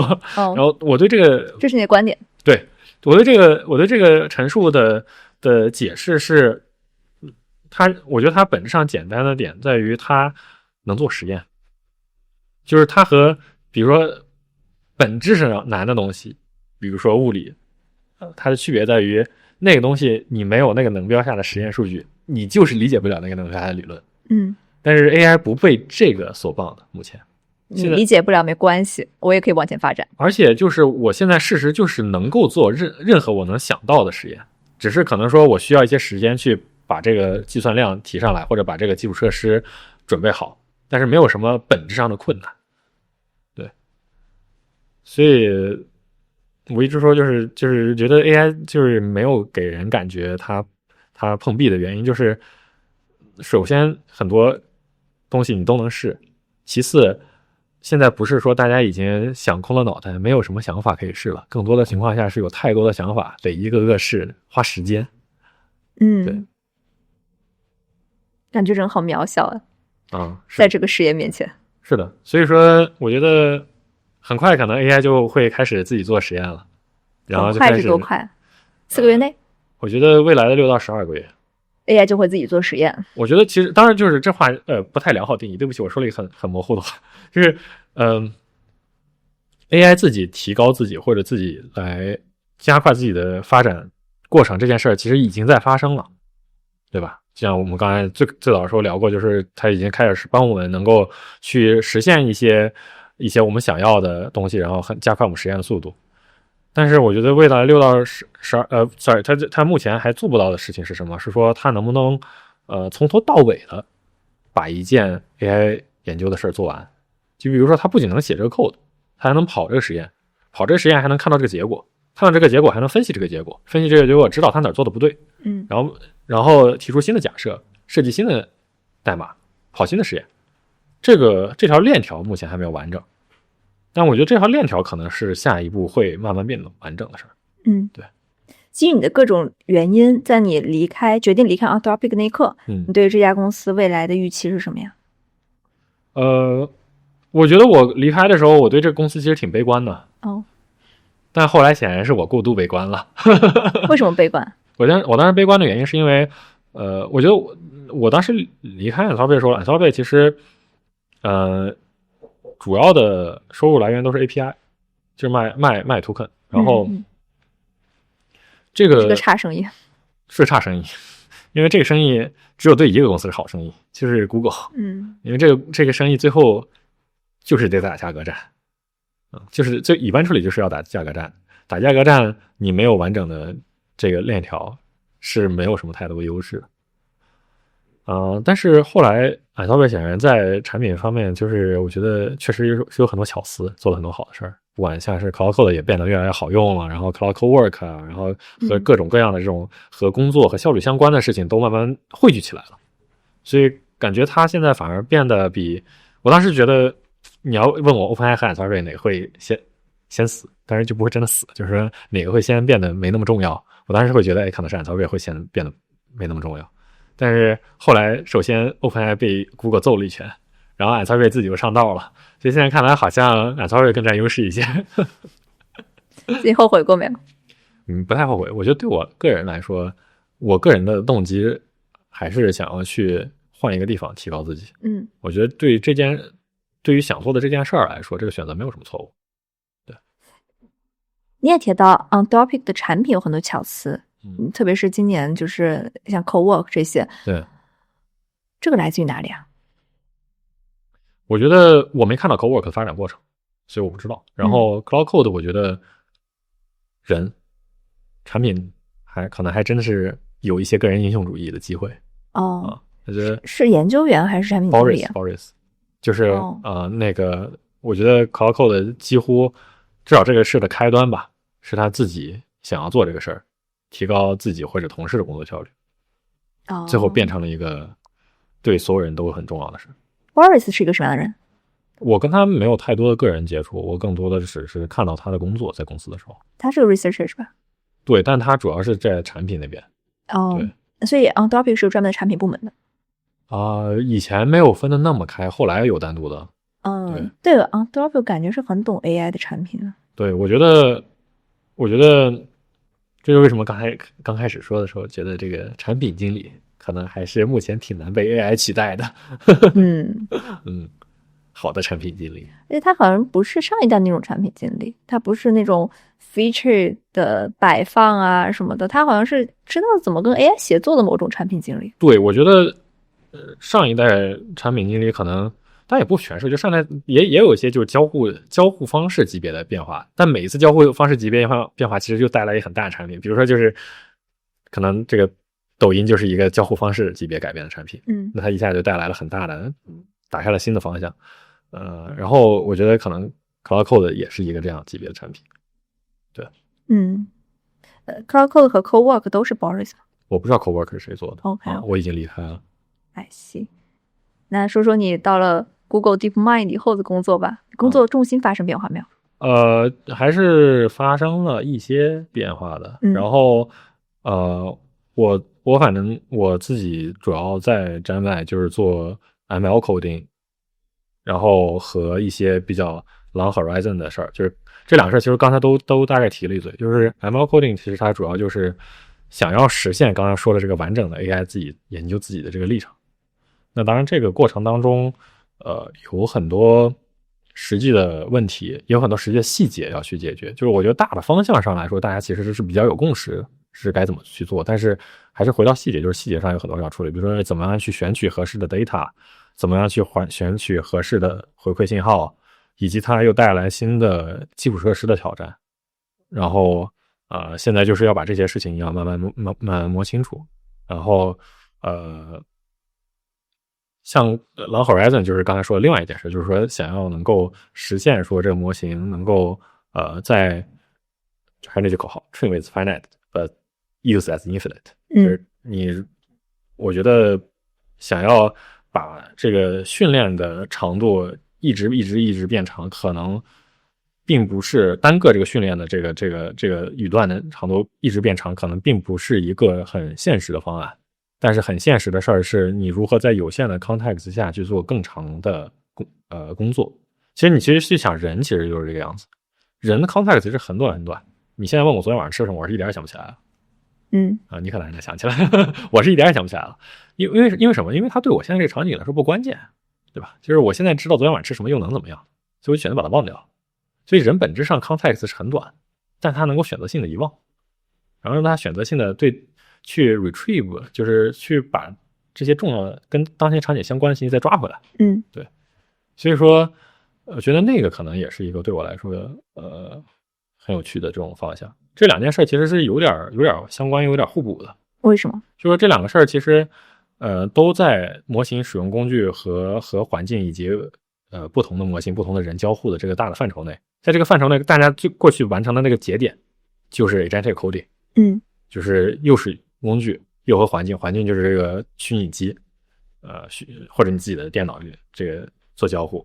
然后这个事儿其实它横向就会长出不同的使用场景。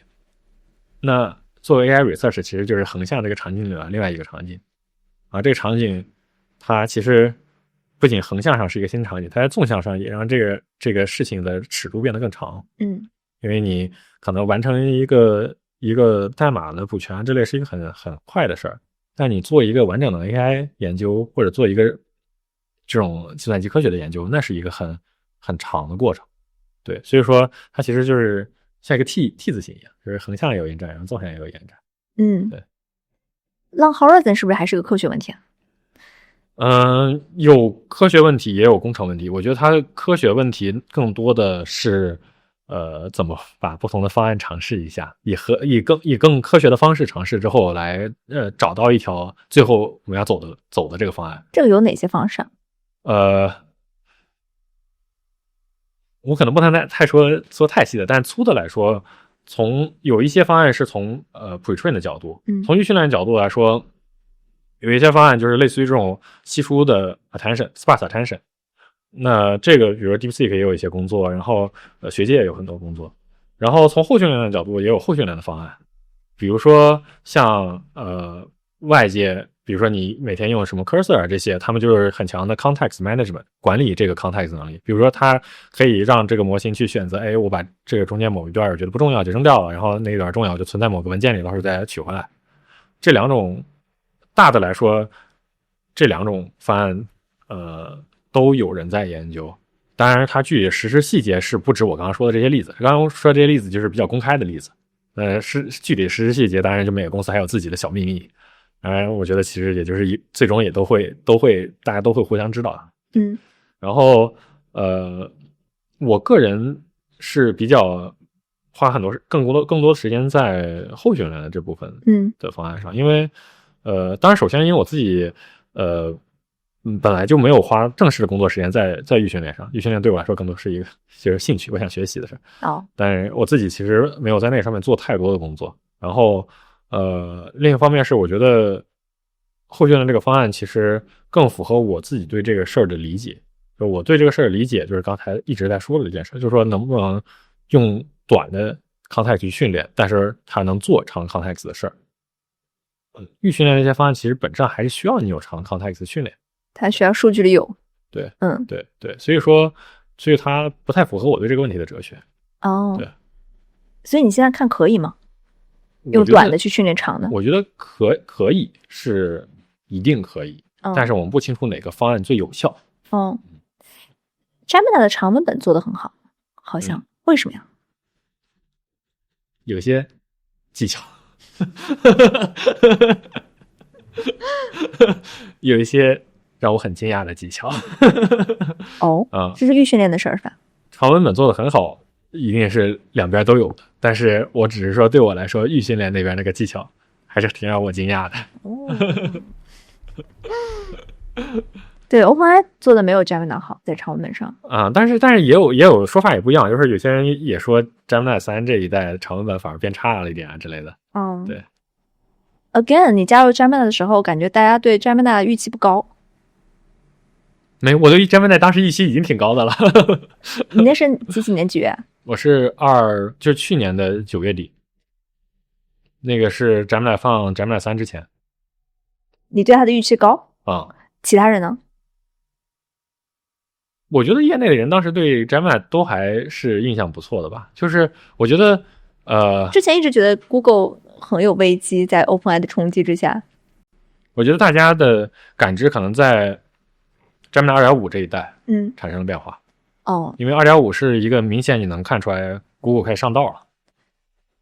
当然之前就是 Gemini 的1.5 也有一些就是小的事情，某一个具体的方面做的已经算很强了，就是很明显它已经不是很落后。但是 2.5 是真的一代，就是我觉得开始有人开始用的模型。这我自己其实也用过 2.5， 用的挺多的。你是看到 2.5 去的 Gemini？我去 Gemini 跟这没关系。主要还是我知道 Gemini 它大概是一个什么样的氛围，就是有很多人在做不一样的研究啊，然后我也知道一些人其实做的研究很有意思，然后很多 Gemini 工程师我觉得技术是非常非常非常强的。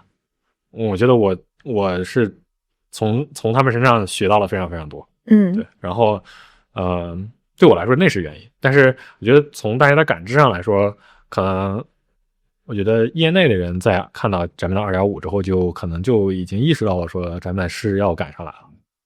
对，那对你来说是不是你加入了 Gemini 的一个信号是吧？不是我加入它的一个信号。那你为什么加入 Gemini？那就是刚才说的，就是主要是因为我当时想做事儿，其实我想要去有。但你知道 Gemini 人强对吧？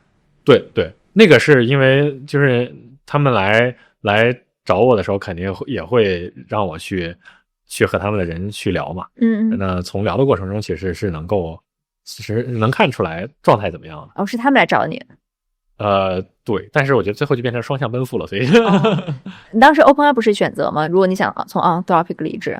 对 ，OpenAI 也是当时的选项。OpenAI 当时应该还是比 Gemini 从势能上要强吧，在那个时候。但是不过那个时候是不是各种那个内部的内斗开始出现了？我觉得对，就是 OpenAI 确实也是我当时的一个选项，然后当然还包括像 XAI 之类的。然后我觉得 OpenAI 最后没有去的一个主要原因，还是我对它的文化，至少当时来看，我对它的文化是有比较大的担心的。就是我觉得用粗话来说，就是感觉他是做事的人没有 Gemini 多。也更没有按消费也多。对。这个我很 care。对，所以一种文化和人的亲近感让你去了 Gemini。对。然后你又赶上了到3的那个转折点是吗？Gemini 3应该对他来说是一个很大的转折的一个时期是吗？我觉得从实际的效果来说，我觉得是2件事让 Gemini 产生了一个大的转折，就变成了一个市场里举足轻重的 player 的玩家，是 Nano Banana 和 Gemini 3两件事连着。就是我觉得如果只有 Gemini 3，可能也不会有现在这么好的效果，因为当你的市占率连 10% 都不到的时候，你这个模型好一点坏一点，其实等它传播出去就是太慢了。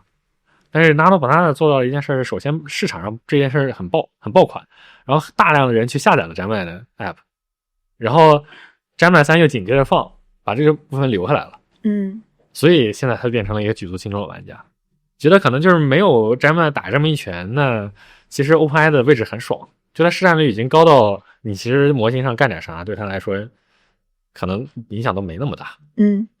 甚至说实话，我觉得就是真正普通人用模型的时候，对于模型的这个能力的感知其实很弱的。绝大多数人甚至都不用 O 系列模型，绝大多数人都用普通的那个 GP 的。对，所以说我觉得对于 Gemini 来说，这个一个 Nano Banana 把量打起来，然后 Gemini 3又把人留下来，是一个很关键的事儿。它有事实上抢走多少 ChatGPT 的用户啊？我不知道现在具体的比例，但是我的感觉是 Gemini 可能市占会在 20% 左右吧。但是我确实没有仔细去检查过现在的数据。这是从事后归因来看，这2个因素共同促成了 Gemini 今天对于 OpenAI 的冲击。但你从内部视角，肯定能更前置的知道为什么，就是发生了什么 Google 会有这样的变化。对，我觉得首先就是 Google 的这个技术储备一直是够的。人够，对，人一直是够的。然后组织上来说，就是后来变得越来越清晰了。就是有一个更好的框架来让大家一起干这个事儿了，所以说可能会慢慢有些进展。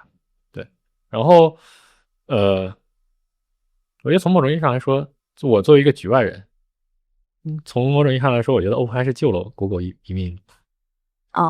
就是因为大家以前一直都担心说这个聊天机器人会不会完全把搜索取代掉。对，如果这个事儿真的发生了，那 Google 其实很难受，对吧？但是好在呢，就是 OpenAI 先把这个事做了，然后让 Google 意识到了这个事很重要，但是他又没有把这个事做到底，又没有把这个事做到极致，又没有完全把 Search 搜索干掉，可能就吃掉了一些份额，结果让 Google 自己把聊天机器人也追上来了，那现在难受就是他了。你要万一比如说有一个公司，就假如说在一个虚构世界有一个公司不仅做了 Chatbot， 而且还一路高歌猛进，越做越好，真的把你一把就把你搜索吃掉了，完全没有给你反击的机会，那就很难受了。那 Chatbot 没有吃掉搜索，是因为 OpenAI 干得不好？还是为什么呢？还是因为这个形态干不掉搜索？我觉得两方面其实都有，就是说首先目前的 Chatbot 这种交互方式其实不会完全吃掉搜索，因为它比搜索强，就像刚刚最早时候说过，它比搜索强的一点是说它有很强的交互性，你可以追问，然后你可以它可以帮你把一些很复杂的信息去浓缩，这是它很强的地方。所以这部分使用场景，它确实会把搜索的人抢掉。但是搜索里还有一些非常愚蠢的场景，就是你有一个特别简单的事儿，你根本不想浪费这个时间在聊天机器人上。比如说我就搜买大米，我就一搜买就完了，就我还非得去问 ChatGPT， 我还得非得问哪个好，然后他还在那儿转圈转半天，然后给你个 link， 你再一点，再跑到网页再去买，对吧？没有那个必要。所以说从事实的使用上来说，它目前的形态并不足以把搜索完全吃掉。对。然后当然从另一个角度上来说，它可能在聊天机器人这个事情上也没有做到登峰造极，就它还真的让 Google 把它给赶上了，那就是它自己。现在还不算赶上吧，在产品上。我觉得在产品上不算赶上，但是在模型上已经是赶上了。但是投资人投 OpenAI 他们会说，他们下注的时候是认清楚 OpenAI 其实是一个产品公司的时候，它的护城河其实是产品和品牌。那从今天来看的话，似乎 Google 还没有在这件事情上能够不能说超越 OpenAI 吧，赶上 OpenAI 吧。对，就是我觉得这其实是，反正这都是我作为一个局外人观察者的视角来说，就是你今天是点评家。观察者的角度来说，我觉得 Google 传统上在产品就是有点慢，是一直都比较慢然后所以你说 OpenAI 会不会在产品上有优势？我觉得是有可能的。对，然后Google 特别擅长的一件事是什么？是找到一个极为简单的产品形态，大家都长一个样，他就疯狂给你卷技术，你就卷不过他。对，所以那个事儿是 Google 擅长的。因为搜索引擎就是这样的一个事儿。搜索就是一个典型的，就是大家都是一个框一个键，但它就是比你搜得快，搜得比你准，你拿它一点办法也没有。所以这个为什么就是我感觉就是一直以来 Google 都处于一个做得很好，但华尔街都不太认可的状态，就是大家总觉得这公司壁垒到底在哪儿，也没有什么产品的巧思，也没有什么留存的机制，但是它就活到了现在。所以它技术好的原因是啥？我觉得还是就是人好吗？我觉得还是氛围吧，就是说是一个特别重视，以前就是特别重视工程师，后来就是特别重视研究的这样一个氛围。所以它很适合那种通过技术能力溢出的产品能力的产品。对，如果从这个角度来看的话，那你觉得 OpenAI 的位置是稳固的吗？现在？我觉得现在谁的位置都不稳固。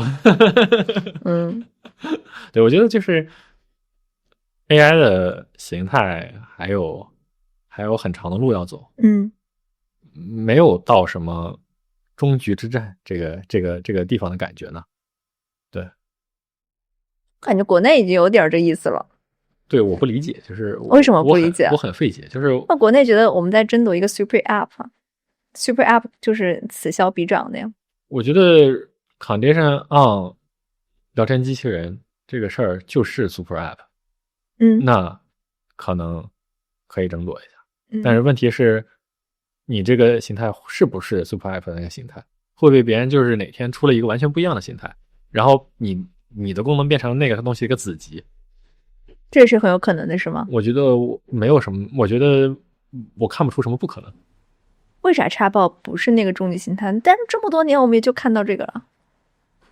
对，就是都是一个对话框。我觉得在这个事儿上，我确实没有什么理性或者量化的标准来说明，更多的是你觉得这个事儿很蠢，就是这个模型明明有那么多的能力，但居然用的方法是 Chatbot， 就是不太 make sense， 知道吧？所以需要一个产品经理来解放一下模型的能力。人类到现在只通过 Chatbot 去跟 AI 沟通，让你觉得很蠢是吧？很蠢，就是那应该用什么去跟 AI 沟通？没想明白，要想明白我就干了。你没有告诉我 Google 内部到底发生了什么变化，然后有了外界看到的它模型能力的突飞猛进。对，就是刚才说就一个，我觉得组织上更清楚了。然后组织上一旦清楚的话，组织变化了吗？对，尤其像预训练现在变得非常非常清楚，就是谁负责什么事情，然后每一个点每一个这个节点上谁是负责人，这些事情都很清楚。以前是混沌的吗？以前最早的时候很乱，我没有最早时候在那待过，但是就是同事根据同事或者我以前认识的人的描述，以前还是更混乱一些的。对，然后现在就是至少运训练是变得非常非常清楚，然后加上这个 Google 一直有的这种就是比较强的技术背景，然后它做事也比较系统，所以觉得预训练在 Google 是一个非常非常可控的事儿，可预测的事儿。你能够知道下一代不会差，然后可能你还会知道它会有多好。对，通过 Anthropic 这种自上而下的管理，它也不错。那 Google 是这种自下而上的，它依然是自下而上的是吗？它比以前肯定要更自上而下了，比起最早的时候，但是它比Anthropic 来说还是更自下而上了一些。就是好像不同的文化都可以是吗？对，就是对于模型的训练来说，对，就是我觉得大公司有大公司的打法 ，startup 有 startup 的打法。所以大公司是你刚刚也说它是一个完全不一样的叙事，它是一个不一样的方法。Google 是什么方法？现在我觉得 Google 更多的说是像这种比较确定性的事儿，比如说像预训练已经是一个比较确定性的范式了，那可能 Google 就会更像把它做成一个工程项目，然后Google 的工程管理能力又很强，所以说它就能慢慢把它做好。什么叫工程项目？工程项目的意思就是你其实是非常非常非常 top down 的一个组织，然后很清楚我们下一阶段要做的是什么事情，然后去做这个事情中间需要有哪几个节点被处理掉，然后哪怕是做研究也是说就是有一个很清晰的框架告诉你怎么去验证你的结果是好是坏， evaluate 你的结果是好是坏。对，所以这个是 Google 很强的事情，在过去的任何的一个大的工程项目上。所以说就是说预训练其实我觉得就是现在进入到 Google 的舒适区里了。然后后训练当然就是有更多的不确定性，那可能后训练现在来说还是更 bottom up 一点，就大家可以更广泛的试。对，你说 pre-training 也是一种 RL， 为什么这么说？就是我觉得就是你很难从纯技术的角度说 pre-train 就是预训练或者说这个监督学习 SFT 和 RL 的本质区别是什么？因为预训练和 SFT， 当然预训练和 SFT 本质也没啥区别，就是你无非就是把你拿到的那些数据当成你的 ground truth， 然后你就把那个当成你的 expert， 把那个当成你的专家输出，然后你朝那个专家输出的分布上靠。强化学习可能就是更宽广的一个级，它就是说我首先就是这个本来输出的东西也不是一个给定的专家，而是我自己产生的一些东西，然后我里面又有好的结果，又有不好的结果，然后我好的结果要往上靠，不好的结果要远离它之类的这样的东西。所以说从某种意义上来说 pre-training 和 SFT 是强化学习的一个子集，但是呢这两件事确实在现在这个时代是有区别的。我觉得对我来说它的最大区别在数据上，就是 pre-training 的数据更多的还是要 distribution 够好，就是分布足够的广，或者足够符合你想要覆盖住的那些范围。但是数据的质量并不需要非常非常高。但是后训练就反过来，就是说它分布上来说可能要远窄，但是它在有的那些数据质量上会要求非常非常高。对，所以我觉得目前来说，对我来说，它俩最本质区别还是在数据分布上的区别，而不是在算法或者训练范式上的区别。那像不同的 lab， 它是怎么分这个组的呀？预训练和后训练有不同吗？还是都一样？Anthropic 和 Google 比较类似，两个都是就是预训练是预训练一个组，然后后训练是后训练一个组。OpenAI 可能比较混沌。最早的时候，我一开始的时候它是分3个组，就是它有预训练，然后它还有强化学习，就是 Strawberry 草莓组，然后它还有一个 Post Training 组。然后我没在那干过，但我的理解是它的 Post Training 其实是就不是它的那个 RL 组，就是 Strawberry 和它的 Post Training 其实是别的公司的 Post Training 和产品。然后它可能是以一种不一样的方式给它切了。它把后训练当产品做，就是它的一部分后训练其实是和产品是在做产品。它是只是名字没改过来呢？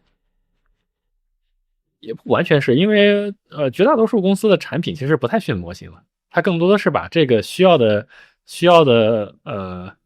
这个特质模型特质告诉训练模型的团队。但是它好像就是它的 post training 既从某种意义上说自己又是产品，但自己又能训模型。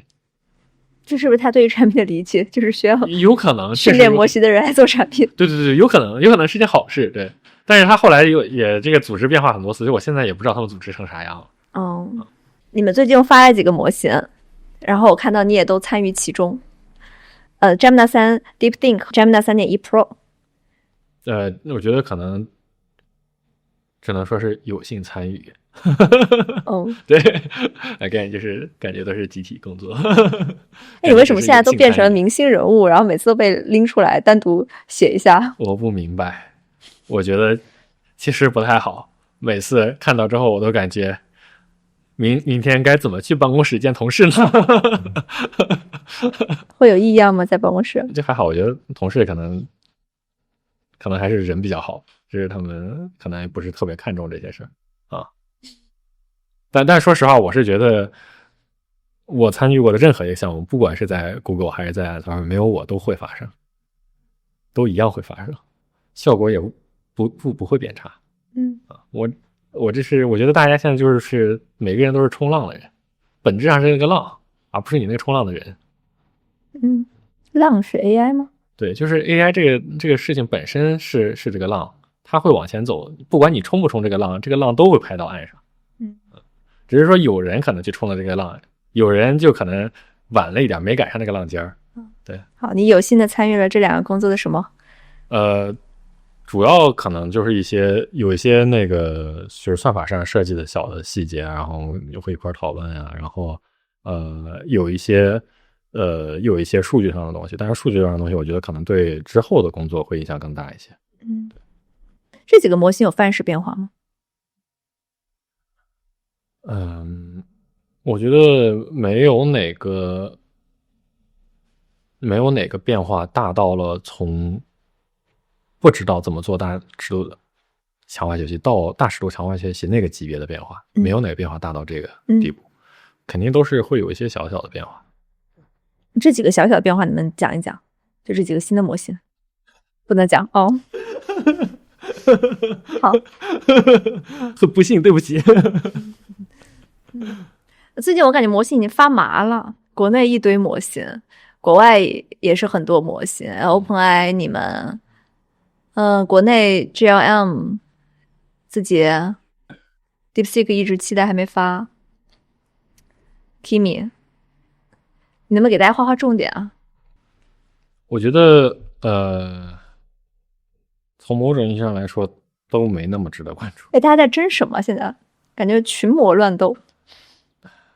我觉得有一些争的事情呢，其实现在看来现在在这个时代已经没那么重要了，就是因为过去带来的惯性是大家会争各个 benchmark 的第一名，证明自己模型的基本能力很强。这个事情呢，其实到现在已经到了就是公众关注那些 benchmark 都有点打满了。就是你想最早大家关注这个 Sui Bench 大家都打到80多，幸亏没有人超过83。因为最近 OpenAI 刚放一个 post 说超过83那个有的题目都是不良好定义的，幸亏没人超过吧，谁超过谁尴尬，反正然后大家以前 reasoning 就是打完 Amy 打 IMO， 打完 IMO 打什么像什么 ArcAGI 啊这些benchmark，然后 ArcAGI 在Gemini 3之前大家最高的都我忘了，那时候可能10几这样子吧，然后大家觉得哇登天难，然后Gemini 3给变成30多了，然后 Claude 4.5还是 4.6 变成4.6应该是变成60多了，然后 Gemini 3 DeepSync 一下打到80多，所以这个也打满了。所以现在就是感觉光靠打这种公众认知的模型能力其实已经没啥太大的意思了。然后所以从这个角度上说，我其实本质上就是没有什么太多的重点。虽然大家发的很快。发的快也说明其实这道题对大家所有人来说特别简单了，大家都知道弄好了，没有什么秘密了已经。对对，就是还是说还是这个，就还是那个冲浪理论嘛，就是还是这个浪在往前走。对，那大家下一个可能在寻找的目标是什么？那下一个范式集的变化是什么？还会有吗？我觉得我刚才自己聊的那2个事儿是我觉得 ML coding 和 Long Horizon。对，然后这2个是我觉得是我觉得是一个可能没有到范式级变化，但是我觉得是对于 Google 来说会很有价值的事情。因为首先 ML coding 是因为 Google 首先自己是一个 AI research 大户，然后他自己又是 AI research 最全站的，就是他不仅有这些训练模型这些部分，它还有设计硬件的部分，从硬件接到模型的部分，这一整套东西如果能被加速，或者说被更好的管理，那可能对这个公司来说是很有价值。Long Horizon 就不说了，就所有人都知道，就所有人都觉得很重要。对，所以说我觉得那个可能是对我来说不能说是范式级别的，绝对是不到范式级别，但是是一个我觉得是很有价值，需要去在未来几个月之内能够看到曙光的事。然后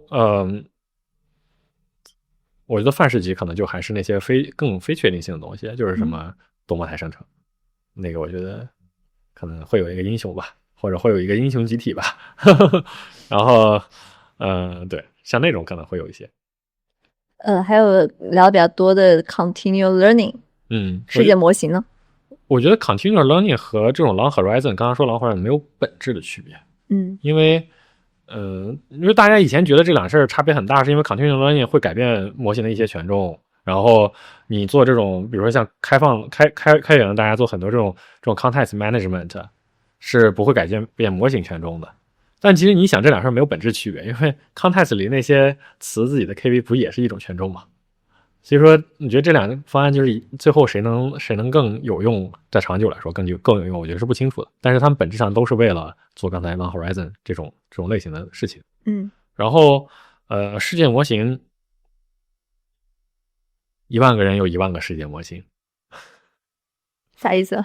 就是定义不清晰。就是首先我不知道什么叫做一个世界模型，其次就是每个人在说他们做的世界模型的时候，可能也在说不一样的事儿。比如说宅木奶做的世界模型，可能就和比如说像李飞飞他们做的世界模型就不是一个事儿。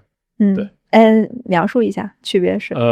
我不是特别了解像外面像李飞飞啊他们这些 lab 做的事情到底是怎么样的，但是宅木奶的世界模型更多的是一种end to end 的这种级别的训练，他想要的结果是说因为比如说视频生成是大家能够给定一个描述，然后生成一个视频，但他想要的达到结果是我不仅能够生成一个视频，我是能生成一个场景。什么叫一个场景？场景就是说我生成了这个时刻的状态，然后我还可以再给他一个 condition， 一个条件，这个条件是我在这个状态下做了一样什么样的动作，然后它下一个时刻状态会变成我上一个时刻状态和动作的函数啊，然后它是end to end 的去训练这样的能力的。对，所以说这个可能是一种方案，然后我首先也不知道大家最后想要的到底是什么结果，然后我也不知道大家对自己世界模型的定义到底是什么，所以我觉得更多还是一种探索状态。刚才我们一直没有聊到一个组织是 XAI。我们刚才聊了 Anthropic， 聊了 OpenAI， 聊了 DeepMind。XAI 呢 ？XAI 我是聊不明白。作为点评家来说一下，他们怎么最近这么动荡？我觉得他们一直都挺动荡，但为什么最近这么动荡，我也不知道。然后我其实我跟 XAI 接触的没有那么多，然后我接触的一些人现在也走了，所以我也不知道他们发生了啥。对了，你刚才说 Anthropic 的时候，你说技术的1号位能被 make DAX 是非常重要的。那在 Google 这样的1号位是谁啊？这个英雄是谁呀？我觉得英雄可能在不同的阶段是不一样的人，但是英雄的背后都有一个人，就是 Sergey 啊，就是 Google 的那个 co-founder。对、对，就是我觉得最终很多大的决定可能不是由他来决定怎么做，但是最后拍那个板得他来拍。对，现在也是。Dimis 呢？我觉得可能更多的在一线出现的是口瑞。对，就是DeepMind 的 CTO， 然后他现在也是那个 Google 的 SVP。对 ，Dimis 在负责什么？我觉得 Dimis 可能管了更多那种就是偏 science 的事情，就比如说那个药物的 design isomorphic lab 啊那些事情。对。对 Gemini 他管的不多。至少从我的视角来说，我看到的更多的人是口瑞。OK，当然有可能就是那公司那个管理层的事儿，其实也有可能很多是我看不到的部分。那就我就不清楚了。你刚才也提到 AI 整个是一个系统嘛？你对于怎么系统性的做 AI 有什么认知吗？现在经过了你这2年的工作，有几方面吧。一方面是从整个系统来说，它需要一种比较科学的态度，就是你要清楚的，像 Scaling Law， 就是你要清楚的理解自己做了什么样的预设。然后我在做一个改变的时候，其实有哪些因素是和它相关联，哪些因素是不相关联的。对，然后这是从组织情况下来说，从人的情况下来说，其实需要人很 reliable， 就是需要很负责任的人。其实每一个系统，就每一个评价框架都是很容易被 hack 的，因为你总可以做一些事儿，让你的指标看起来很好看，但是一个值得信赖或者踏实的人，他其实是会想自己做的这件事儿，如果效果好的话，是不是真的，比如说在大的尺度上效果好，是不是我中间漏的那些因素。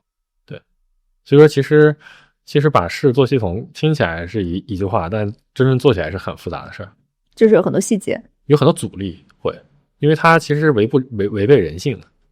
因为每个人个人的人性可能都是为了让我自己做的东西能够体现的更好，但是对于一个公司或者说一个组织来说，最有利的事儿是把整个公司的系统性做得非常非常扎实，非常严谨。这个能不能举点例子呀？好像有点抽象。对，它确实有点抽象啊。所以这也是你说没有那么多的个人英雄主义的一个表现。对，就是人要变成一个更可信可靠的它是一个系统的组件。我可以举一个可能也是比较鬼话的例子，就是比如说做桥外学习，你可能可以做一个算法出来效果比别人好，但是可能更关键的问题是你要去问，比如说在真正的大的尺度下，我是不是能够保持稳定性是一样好的。然后以及我比别人的东西效果好，是不是因为我用了不一样的 data， 以及我是不是用了更多的 training 的 flop， 是不是用了更多的 sampling 的 flop， 然后我具体在真的这个生产的这个最后这个大的跑的这个 production run 里面，到底哪个才是我的限制因素，然后我该看去哪个指标，这些可能都是需要研究员自己对于这个系统怎么运作有一个好的理解，然后以及对公司负责任才能做到。对，否则就是你很容易做到一件事，就是你可能比如说你在考虑 training 的时候是比别人好的，但你考虑 training 加 sampling 的时候比别人差了，你总可以选择你只是有 training。但这就很糟糕。对，所以这个就是既需要你个人的负责任，又需要说组织所建立的这个体系里能尽量的发现这些有益的或者无益的这种边界的事情。但是你作为个体的话，你不知道怎么样是对全局最好的呀。其实是需要，我觉得如果一个研究员做不到对全局去考虑的话，他就不是一个好的研究员，在现在这个时代。就是这个我觉得这个和你就是在学术界做的 research 是很不一样的事，因为在学术界做 research 本质上是一个人吃饱全家不愁的状态，就是我为我的项目负责，对吧？我为我的可重复性负责，但是在一个公司里，你其实更多的时候是我得为这个公司负责。对，这是两种完全不一样的心态。那你这种自觉性从哪里来的？不知道。我觉得我可能就是拉不下脸。拉不下脸是什么？对，就是你对一个公司负责任是你和这个公司的契约的一部分。所以我觉得没什么道理不这么做。这么做是没有原因的。所以个人英雄主义会破坏这种整体性。我觉得如果只是为了个人英雄主义而做事的话，很有可能是会破坏整体性的。当然实际可能你能力很强，然后你真的成了一个英雄，那也是有可能。因为你也经历了2个组织了，你觉得什么样的组织更能够激发智能在这个时代？我觉得其实这是一个很有争议的事儿，就是说因为刚才也聊了，就是不同组织可能有些比较自上而下，有些比较自下而上。那一个自然问题说，比如说这2种组织哪个更能够激发创新？过去的观点就是自下而上是激发创新的必要条件，因为就是你得每个人有自由嘛，自由才能有创新。但是完全自下而上，你就发现其实也不行，因为它就乱。那就是 Google 之前的样子是吗？对，至少在我印象里，就是在我了解到的印象里是这样，就是它就乱，就是大家甚至都不知道我做这个事有什么用，那可能也不好。所以就可能需要有一个人或者有一个小的集体能够把这2件事稍微融合一些。对，就是为什么我觉得其实这个一个组织运行的好不好，看起来是组织的问题，但其实归根结底是技术 leader 的问题。就是这个技术 leader 有没有特质能够把这个组织运行的很稳定，因为最好的那个状态往往都是最不稳定的那个状态，就很容易往不好的那个方向塌缩的。对，所以得有一个 leader 来控制这个事儿。那你觉得都是技术 leader 来做这个事情，而不是 CEO 来做这个事情？那当然每个公司的 CEO 可能有不一样的职责，但是得有一个 leader， 我觉得至少得有一个 leader， 他能有2个特质，才能去做这个事儿。一个特质就是说他自己有救火的能力，不是说他光嘴上说要做什么，而是说有一件事儿真的遇到困难了，他能自己下场去带人把这个困难解决掉。当然绝大多数时候可能一个 leader 是不会有时间去做这个事儿，但他至少有这个能力。有第2个重要的特质就是他得能够理解别人，就哪怕一件事儿可能是他不做的事儿，但他能够理解到为什么别人做那个事儿重要，能够容得下别人，那可能是另外一个特质。对。你觉得 Google 的 TPU 在哪些方面表现的比 GPU 更好？劣势是什么？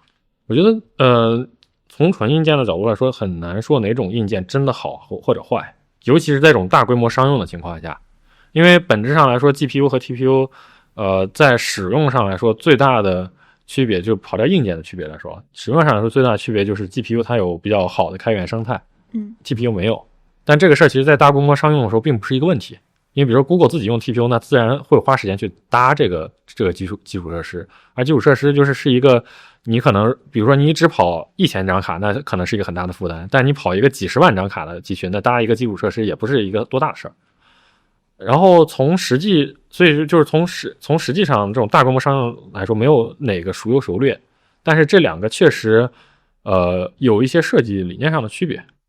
就比如说 GPU， 至少我可能后来这几代 GPU 没怎么用过，比如像 Hopper 那代 GPU，H 系列 GPU， 它的设计是说我一个 pod 里面可能没有多少张卡，就比如说就8张卡，然后这8张卡之间可以两互联 NVLink 非常快，所以这一个 pod 几乎就是没有什么 communication 的 bound。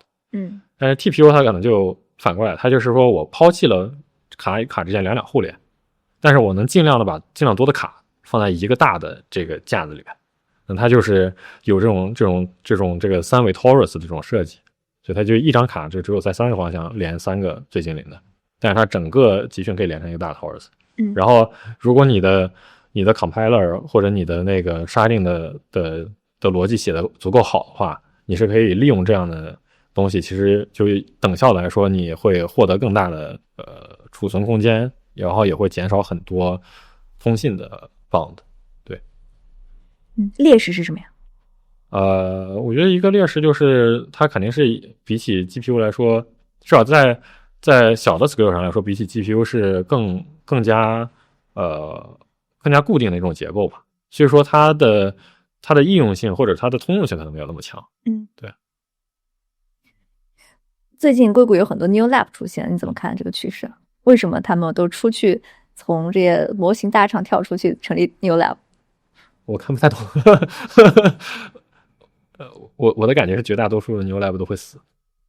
啊。然后那个我觉得就是可能有一些 lab 是真的有好的人的，然后像有些 lab 可能确实也开始在做一些事儿，比如说像 Thinking Machine，它还是在 deliver 一些新的东西的。然后但有些 new lab 就是请帮我把名字低调。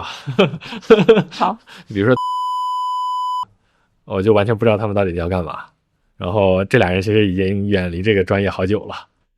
我觉得26年国内会非常的看重 C 端的趋势，谁成为那个 super app， 你怎么看？你觉得这个好像在硅谷没有人讲这个事儿？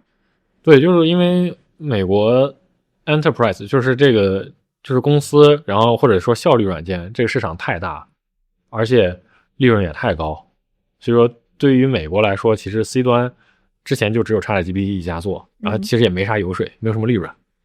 所以说就是现在大家可能重心都会先放在这种效率软件或者 enterprise 上。然后所以中美的趋势已经发生差异化了。我觉得不只是 AI， 也就是过去的整个互联网都不一样。就是中国很强的就是 C 端，就是它能够想出一些非常非常复杂的产品的性质或者结构，然后用一种你觉得很间接很不自然的方式把这个利润滚起来。比如说什么叫很间接就比如说像抖音这种东西，它并不是说你看视频，我看一个视频收你2毛钱，对吧？还是说你可以免费看视频，但是我可以偷偷加广告，我可以偷偷做直播，我可以偷偷做电商啊。但是这个做效率软件没这个事儿，做效率软件非常直接，就是我让你帮你写 code， 我成本1个月150，卖你200，我挣50，这是非常直接的事儿。对，我觉得美国在过去的体现就是在这种很直接的产品上能够把技术做到极致。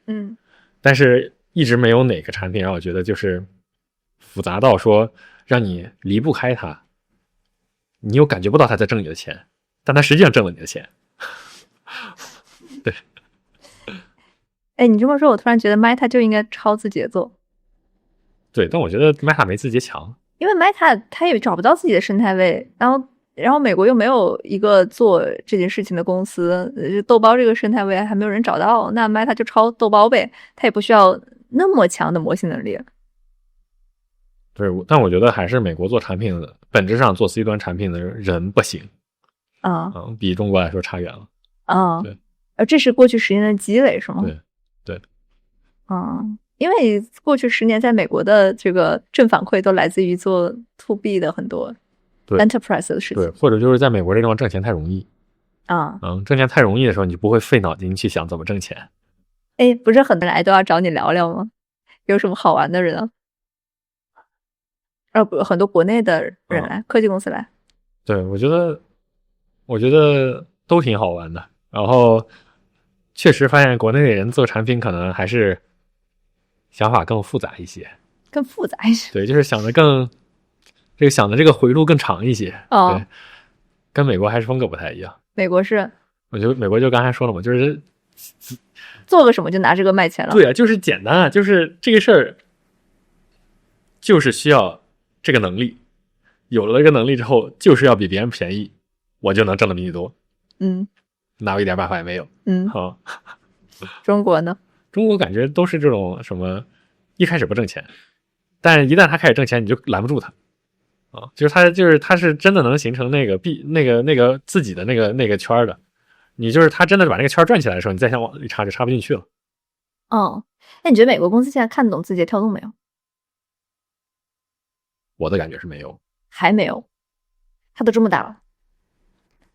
你说是不是重视它？那肯定是重视的。就大家肯定都知道字节是一家被严重低估，从它的市值上来说是被严重低估的公司，这是我觉得大家很明确的事儿。然后我觉得也很明确，就是说在消费者市场这一端，其实我觉得没有哪个美国公司能和字节竞争的但是它毕竟是家中国公司。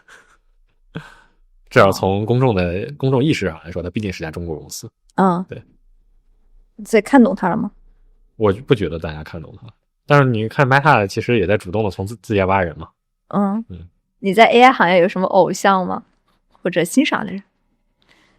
虽然你在 AI 行业很短。没啥，就是我感觉我感觉我来这个行业的时候，个人英雄主义时代已经过去了，所以也没有什么英雄。有时候你甚至觉得旧时代英雄有点蠢啊，对，所以说真的没有什么。你觉得谁比较蠢？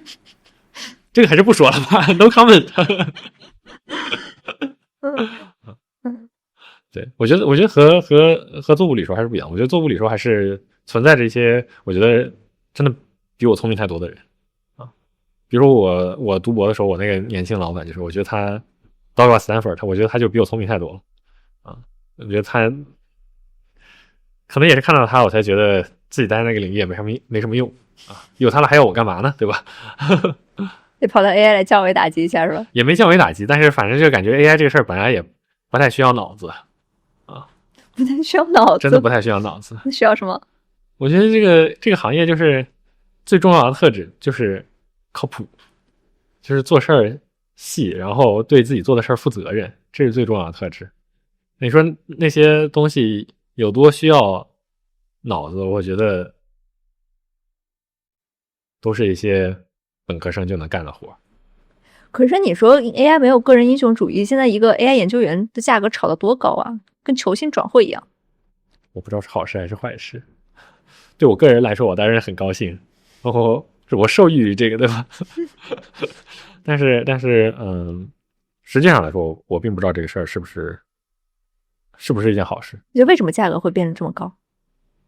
我觉得可能一方面是大家觉得这个事儿很稀缺吧，当然它实际上可能确实也没那么充足，就是因为训练一个人，虽然这事儿没那么难，但是你训练一个人是需要一个环境的，就是你得有那个机会去接触这件事儿，你才能学会这件事儿。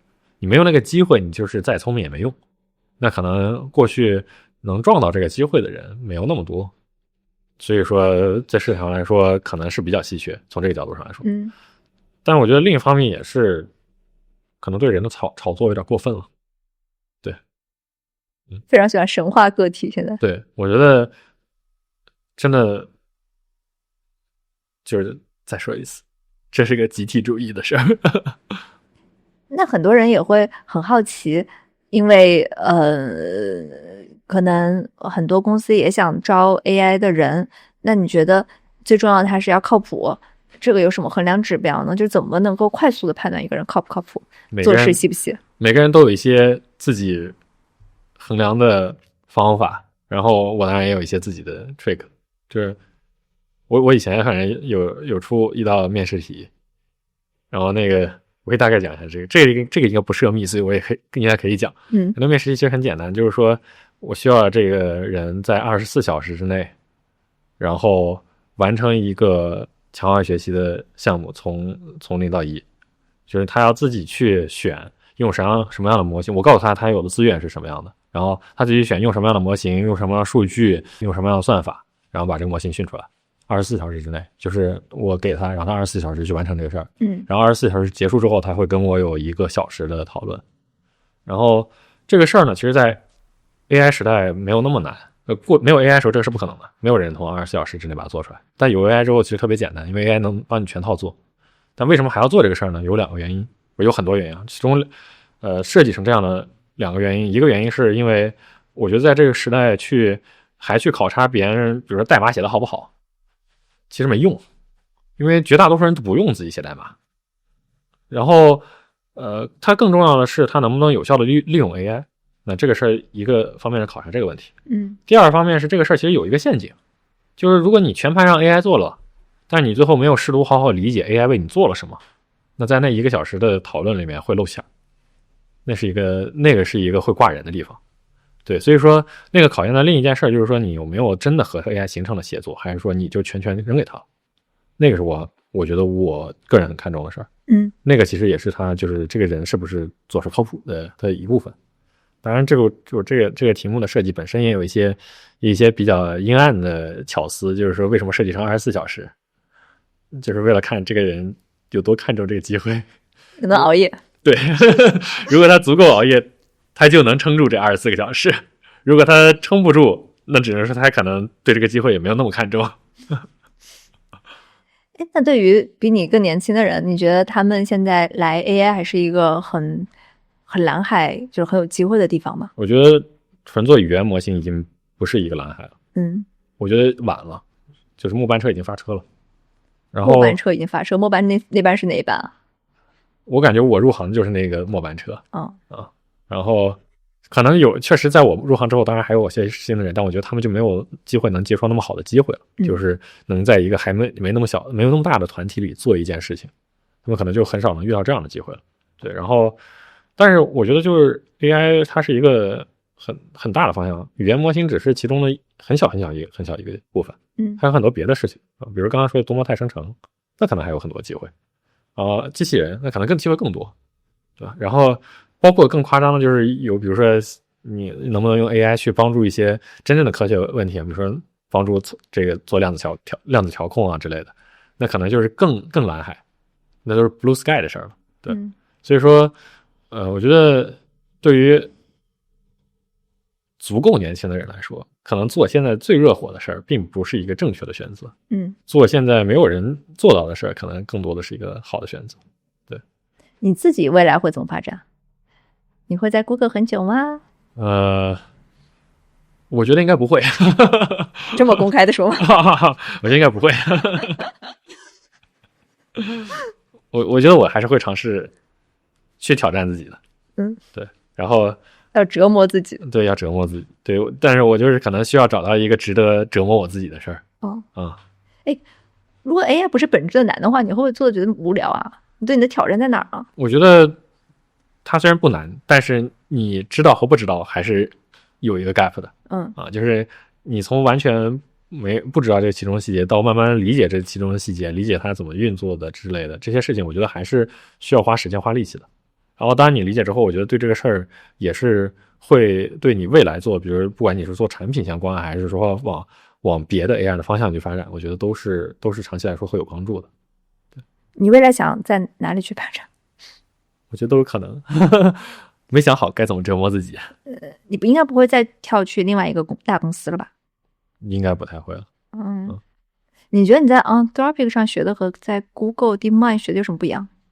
我觉得还是挺不一样。我觉得在 Anthropic 就是你可以把一个事儿了解把一条线，就是 language model 这条线的方方面面的了解的很透。它给你这样的机会。然后在 Google 它更多的是一种横向，就是它有很多不同的方面，很多不一样的人，然后也能见到不一样的视角，也能见到不一样的研究方向。对，就是你都可以看见。对， Anthropic 是因为它 bet 的足够的坚定，所以你能理解的更纵向。对，你有想过用 AI 去解决物理问题吗？你们那个理论物理，有人在干，所以我觉得不需要我去干。你对这个没有本质的兴趣？我觉得这个事儿就是，首先我觉得目前对我来说不是最高优先级。我觉得如果哪天我觉得我把我手上最高优先级的事解决了，然后我又没有找到别的事儿干，我可能会去干这个事儿。你现在最高优先级是什么？我现在最高优先级就是把我刚才说的这两个事情能够 ML coding 和能够把它 long horizon 把它至少推进到一个，就是和同时能够把它推进到一个我觉得比较稳定的状态吧。那个我觉得是我的最高 priority。当然可能之后也会有别的 priority， 但是自用 AI 做物理，我觉得是一个已经有很多人在试着做的事儿。然后多一个我不多，少一个我不少，不如就让别人先干。你有特别崇拜的物理学家吗？也没有。有，但是有点多，不知从何说起。物理学家有，人工智能科学家没有。但这个跟人的成长经历有关吧。就我觉得就是一个成年人是很难真的崇拜一个人的，那一个儿童可能会。崇拜过谁啊？我觉得就物理学家其实还是有很多，就真的挺强的。当然就是大家都说的那种，是不是100年前那种人就不说了，就什么爱因斯坦、海森伯格这些就不说了。然后包括大家后来都知道什么像弗兰克杨，就是杨占尼啊，这些也都不说了。然后像我之前做topological体系的时候，其实有一个他后来也拿诺奖，就是那个郝丹，就是你会发现这些人他有些异常的远见，就是他在他那个时代显得格格不入。但是你看郝丹最开始做郝丹 model 和这些分数量子霍尔效应相关的事儿的时候，离最后大家搞明白这些透肤物态过了好几十年。在那个时候他能够觉得这事儿重要，然后一直在自己在推进这事儿，我觉得这是一个很不容易的。当然我觉得你要非要在人工智能找一个类似的人，我觉得可能 Jeff English 吧，就是在大家都觉得这事儿可有可无或者不那么确定的时候，他一直在这个方向做。那我觉得这可能是一个英雄级别的人物。在他之后呢？AI 在他之后，我觉得我觉得可能也有一些英雄的集体了，就是比如像 Transformer 就是Norman Shazier 和那些那个Ashish 啊 Niki 他们，那可能是一个英雄集体。对。你讲过一个特别让我印象很深的话，我在这个行业又没有什么导师，又没有什么旧友，我想喷谁喷谁。这可能就是不做 AI 的好处吧，不做 AI 出身的好处吧。对，就是真的没有什么负担，就是没有哪个老登是你的亲属，所以你觉得他傻，他就是傻，就可以直接说他傻，没有无所谓的啊。你以前也这样吗？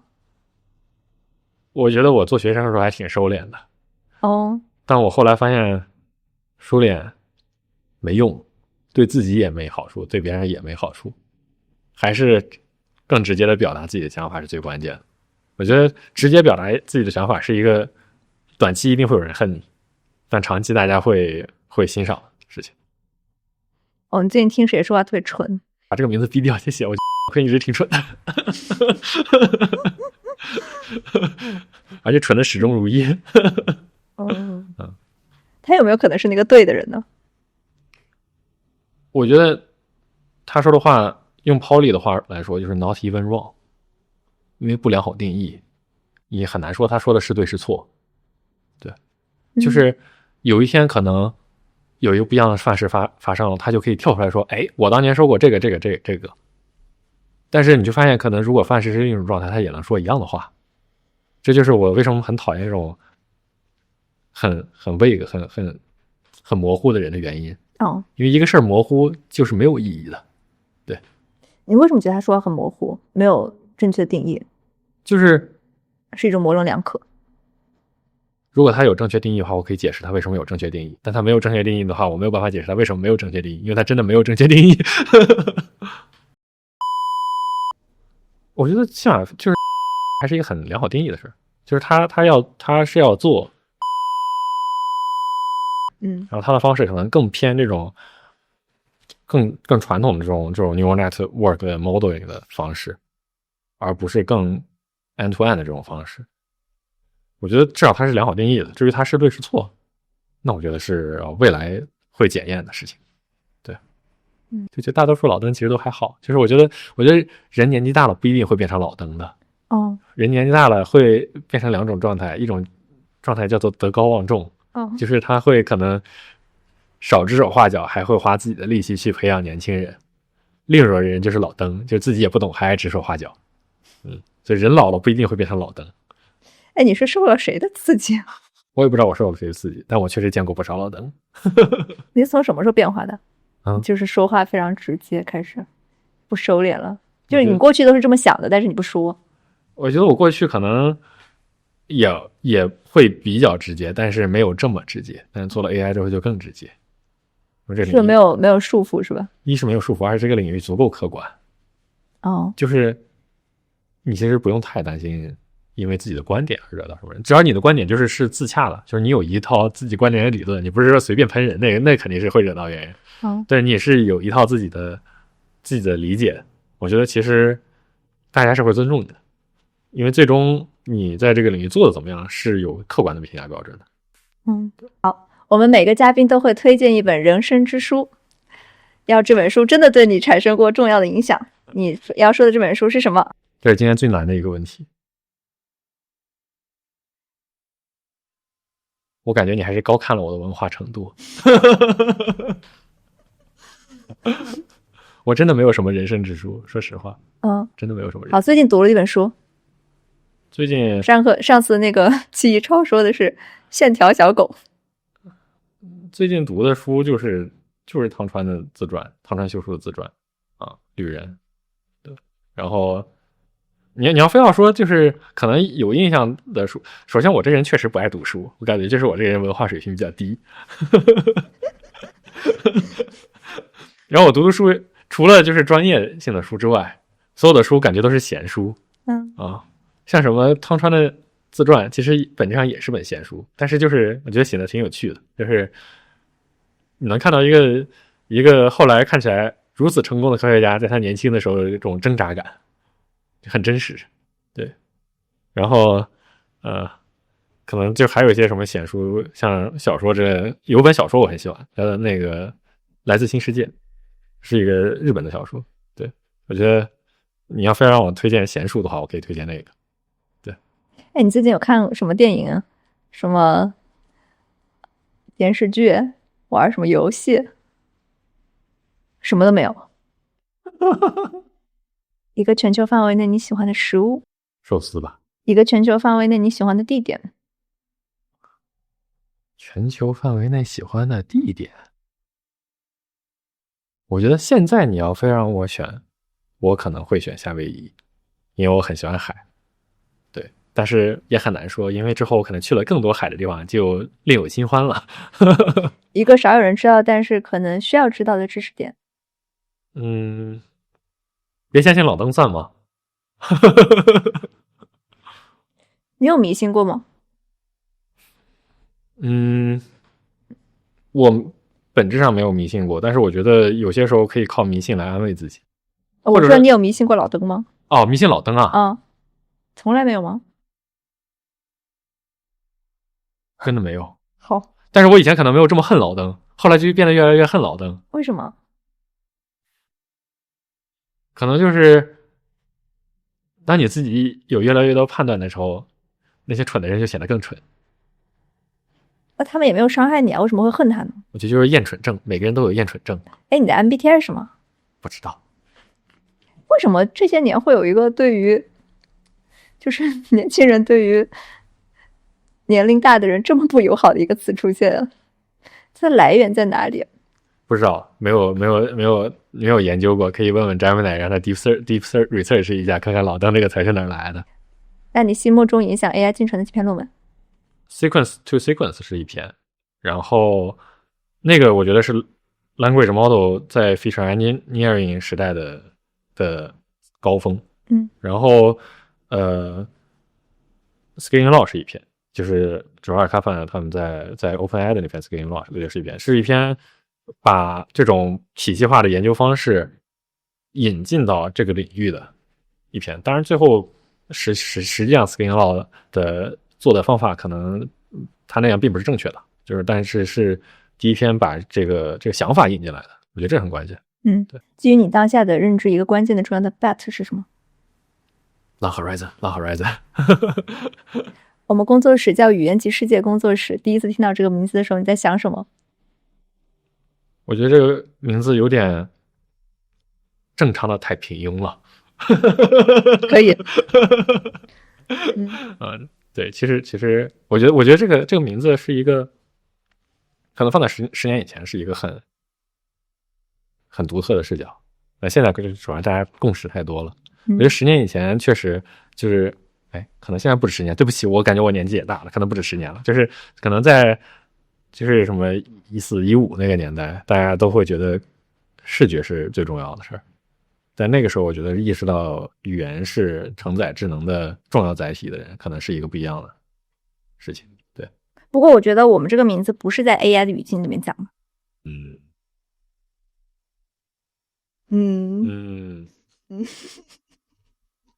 那就值得深思了。